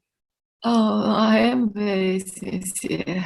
When you say that God is going to invite the children, mean it from your heart. As much as you would have meant it, if not more than in any other representation. Then your narrative becomes prayer. Your narrative becomes a blessing and a prayer. These may sound like very absurd, naive things, but try it my way a bit. Then your life becomes full of blessing and prayer instead of suffering narratives.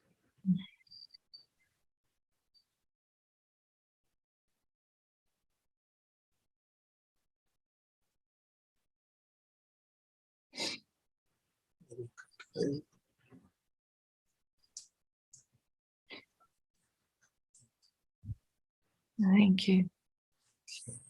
Thank you. One more hand went up, so we'll go to them. Sylvia, Muni, Raina, Theure, so many.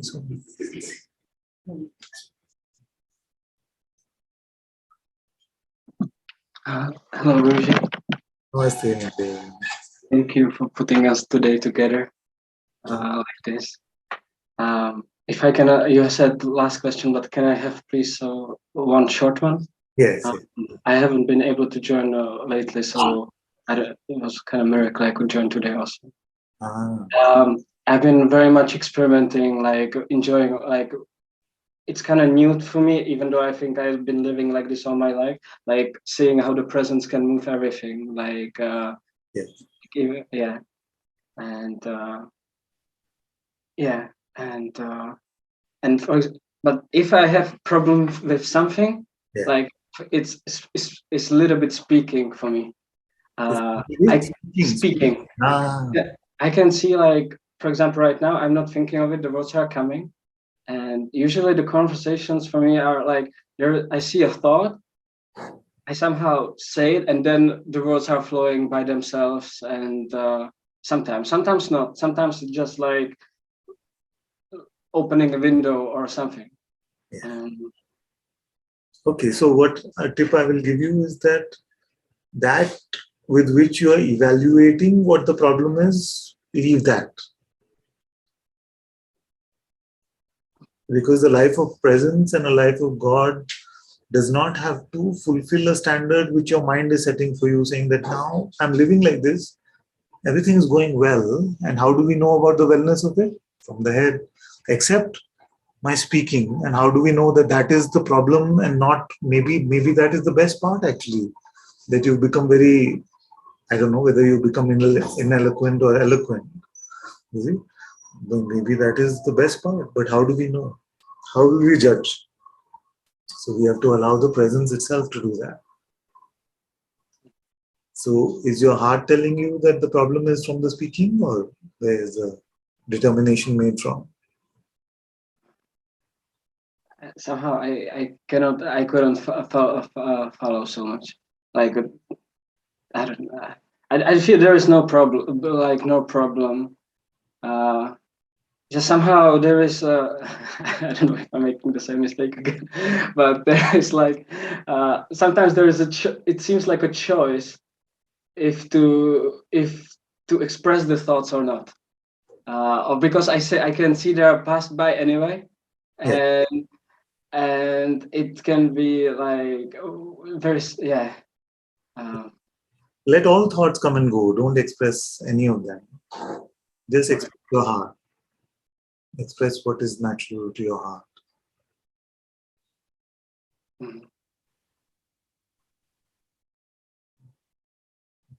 Okay. Yeah, it may seem a bit strange initially, but trust your heart, which is running this entire universe, and this universe is nothing actually for your heart. That can run your mouth also very well. There's no problem. So I should just let them come and go. Of course, always. You don't have to force not saying them. Just naturally let them come and go. Let them come and go. And once in a while, there's something, it's okay. Finish.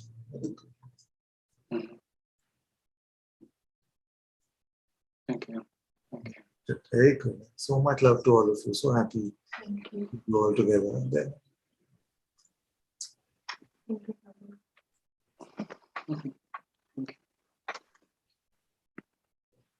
All right. Good. Someone want to say? Okay.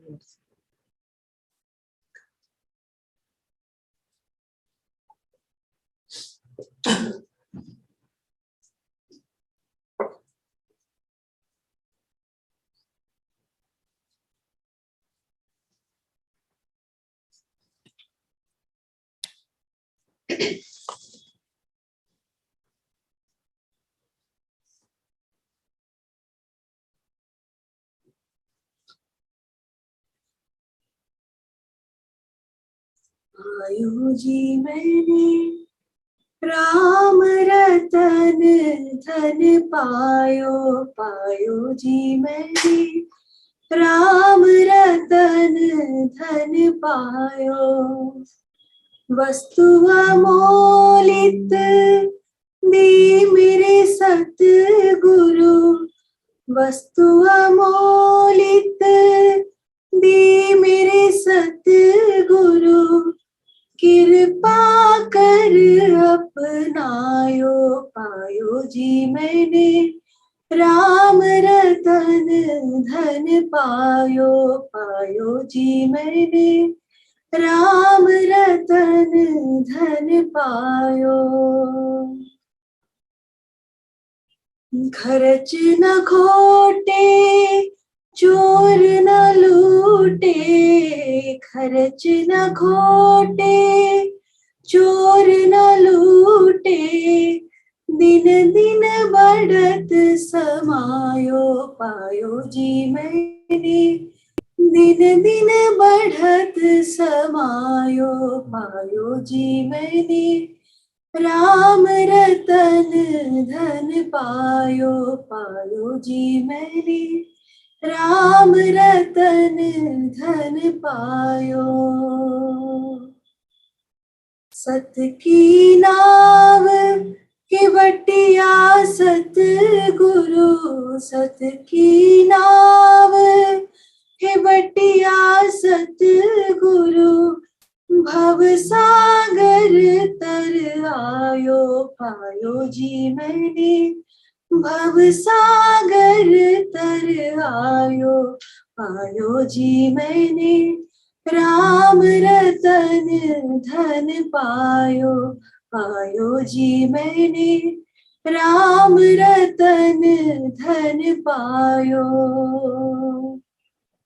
जन्म जन्म की पूंजी पाई, जन्म जन्म की पूंजी पाई, जग में सभी खोआयो, पायो जी मैंने जग में सभी खोआयो, पायो जी मैंने राम रतन धन पायो, पायो जी मैंने राम रतन धन पायो। मीरा के प्रभु गिरिधर नागर, मीरा के प्रभु गिरिधर नागर, भव सागर तर आयो, पायो जी मैंने राम रतन धन पायो, पायो जी मैंने राम रतन धन पायो, पायो जी मैंने राम रतन धन पायो।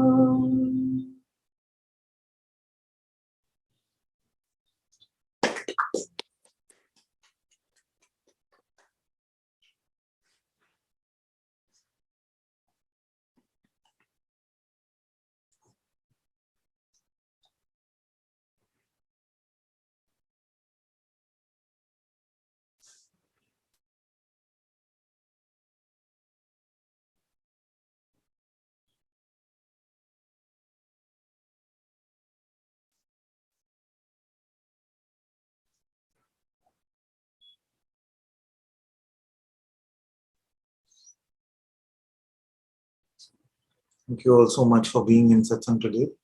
Sadguru Shri Muji Baba ki Jai. Sadguru Shri Ananta Ji ki Jai. Guru Kripa ke